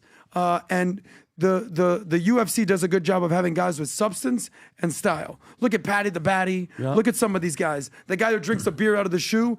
UFC's the new sport. It is. All right, let's go with the last story here and wrap up. Do you have any comments about Tate? I think it's great. They're doing it. It's entertainment. Getting in the ring is one of the scariest things you can do because all you're thinking about in your mind is, I hope I don't become a poster or a meme or something that goes viral. And it gets hundreds of millions of views and everybody's watching your ass get knocked out. There's a reason why it's a scary sport because it's not only losing, but it's humiliation as well and embarrassment. It's almost like your mind's telling you no. Yeah. But your body, your body's telling you yes. Yeah. So this is $100 million is telling you yes. It is what it is. It is what it is. All right, last story and we'll wrap up. Yes, sir. Why dogs love you so much, according to science. And Adam, I'm not going to with this story. Just letting you know because you know nothing about it. So I'm going to go to a couple of the other guys. Had a couple dogs. No, they're eating the dogs. What is it about dogs and their relationship with humans that have been dubbed as man's best friend? From an evolutionary perspective, the human-dog bond is one of the most fascinating examples of coevolution we have, says Caroline Wilkinson, a certified animal behaviorist and founder of pet coaching service Barkit Place. We didn't just domesticate dogs. We grew up together. Early wolves who could tolerate humans likely found survival advantages, warmth, food, safety, and in turn, humans gained hunting partners and protection. Owners may joke about their pets being their fur babies, but according to Wilkinson, that's not far from the truth. Over time, we both develop brain and hormone responses that actually mirror each other. When we look into our dog's eyes, both species release oxytocin, the same bonding hormone shared between mothers and infants. She adds that dogs are so good at reading human nature, human emotion, and behavior that that their own emotion can be impacted by our levels of stress, and that is also why they can be such good predictors of our behavior. We use a Labrador Golden Retriever cross quite a lot because labs are hardworking and motivated while retrievers are similar but are more laid back. Anyways, this whole story with dogs, man, this last 4 weeks has been a little bit tough for us because the last 4 weeks, if you want to pull it up, two of my best friends, both died within 2 weeks apart. Jimbo and Cooch are no longer with us. Both of them. That was Both. last week. What? Yeah. 2 weeks. I had no He had idea, a man. stroke and a heart attack. He did. And then the other one had a heart attack. And this is Jimbo. I don't know how many years ago it was. If you see the little thing on the paper, that's when we're posting that all over the place because he was missing for 11 days, that guy. And a guy took him, and we had to find him through Ring camera that they posted dogs missing. A guy calls me. Me and Mario show up middle of the night, ready, protected. And this was Jimbo and Cucho when they were kids, by the way. Look at that right there. Oh, my God, Tico. That's them, the two dogs. Okay, and then look at Tico. Can you go to Tico's picture with the dog? Tico just loves He dogs. loves man. The two of them animals, bro. together. Look at Anyways, these guys were the best 16 and a half years. Jimbo would always sit right next to me no matter where I was, and way better to me than I was to him. And both of them. I even did a video the day I knew was his last day. I made a video with he and I that I will not share, but we have a video of he and I sitting outside. And he was at this point blind, couldn't hear, couldn't do nothing. And we took him to the hospital. He stayed there 2 days at the hospital, hoping he can make a last shot. After the hospital, I'm at work. I get a call. And Jen says, babe, we're supposed to get on a flight to go to Dallas at a Goldman Sachs event. And I'm like, planes parked outside on everything. I said, you guys got to wait. We went. I said, Tico, you take the dog. My dad won't put the dog in his car because he's not a dog guy. But Tico takes the dog. On the way there, he has an aneurysm. Oh, man. Jimbo does. He has an aneurysm. We take him in, and they're like, nope, he's done. And you look at his eyes, he was no longer with us. But anyways, if you own a dog, you know what it's like. These guys were life-changing. They were so good to us. And to all the dog lovers out there who have dogs, man, give them a hug, man. Give them a kiss when you see them tonight. They become part of the family. Every night I wake up right now when I go to the bathroom, I'm worried about stepping on a dog. Every night I wake up, Vinny, to go to the bathroom, I'm like, no, man. no more. I'm like, oh, shoot, the closet door is open. They're going to walk in. Nope. They're not there anymore. So, anyways, hey, shout out to Jimbo and Cooch. If you guys are watching this from heaven, man, All Dogs Go to Heaven, one of my favorite movies of all time. You saw that photo? There's which one? I took this photo. We were in your old house. I have not seen this one. You just posted this one. I'm like, where did you get this one from? This was in November of 2020 in your house. This was in Dallas. Remember that? Yeah. I think that's where you were at your pool table. Yep. I took that photo. I was like, look at this. They loved you, man. I had no idea about Cooch. I'm sorry about that. Both of them. But both of them. So the house is very empty with no dogs running around. Yeah. Yesterday we had Vivi running around, and Brooklyn was on fire. Anyways, are you gonna get a new dog? I don't know if I'm ready yet. I Yeah, don't know if I'm ready. yeah. I think we will. I love dogs. We're always going to have dogs. Maybe me and Vinny will just put on some fur and run around do a me a little bit. favor. Let me just say this in disclaimer. Guys, don't send dogs. Yeah. Do not. Don't send dogs. I'm being serious because Jen, one day, a guy who was a big fan shows up with a pit bull to the house. I remember. To drop off a gift, and Jen is crying because Brooklyn was just born. She's crying, saying, babe, we can't have another. That's Jimbo on the podcast. Yeah. He's even been on a podcast. Yeah. I just sent Humberto Look at that. Jimbo was By on the a way, podcast. Humberto, look at the last thing I sent bright you. shirt. Oh, my God. Look at that this guy. Yeah. Look at him. Jimmy boy. Look at him. Oh, my When man was was that? the best. That was like a year ago, I want to say. He's the best. I think even He's the Brandon's best. on that episode. You know his entire life? Oh, yeah. He only bit 2 kids. You know why? For the same reason. Both 2-year-old boys thought it was a good idea to squeeze his huevitos. Oh, really? No, that's no good. And he bit both of them. And I said, listen, you don't do it. And one of the boys that he bit the huevitos, bit the hand, was Tico. Oh, Tico really? just goes, wham! And Jimbo goes, Humberto, you get that last picture I sent you? Well, I respect you too for at least, like, you know why they really loved you as much? I mean, because I saw you with them, but they respected you and loved you on a different level because you didn't cut off their huevositos. No. They you kept them I'm like, intact, listen, homie. guys, this is and yours. they sported We ain't them. cutting that kind of stuff. Yeah. Anyways, You remember this dog, Pat? let me see this one. That's the one. Oh, that's Exactly. vicious. That's the one. That was By the the way, dog that you were guy gifted. bit everybody. And by the way, he was the best. By the way, he bit my arm one time. That I was was bleeding Kobe. so bad. Kobe, exactly. We were wrestling. So he would come to the office, but Vinny, he would bite you. I don't like Vinny, there's a video of my entire elbow is bleeding because of this guy. Maniac. He was the coolest guy to fight, but he wanted to bite you. He would eat real chicken, like not live chicken, like, running in the backyard. But we would go to Costco, buy chicken bones. He would eat the chicken bone, Raw, everything. like a No, you gang. couldn't give him like dog food. No. It's like, what are you talking about? I'm a freaking pit bull. Yeah. Anyways, he's somewhere in Texas right now doing his thing as well. Good for them. Guys, we will not be doing a podcast on Wednesday, okay? So we will be out. But Friday, we will be back doing a podcast. Whatever you guys do, Christmas, enjoy it. This is my favorite time of the year. Merry Christmas to all of you. Enjoy the time with your family, the moments, the laughter, the jokes, the gifts, the food, all of it. We are grateful for you. Wanted to wish you nothing but the very best. And we will see you guys after Christmas. And if you want last-minute best wishes to your kids for Christmas, I'm telling you, Menect Santa Corky. Your kids are going to flip out. I was showing a clip of Santa Corky the other day talking to Senna and Dylan, and you're like, oh, my God. Go Menect Santa Corky on Menect. God bless everybody. We'll do this again in 4 days. Merry Take care. Christmas, Bye-bye. everybody. Merry Christmas. Merry Christmas.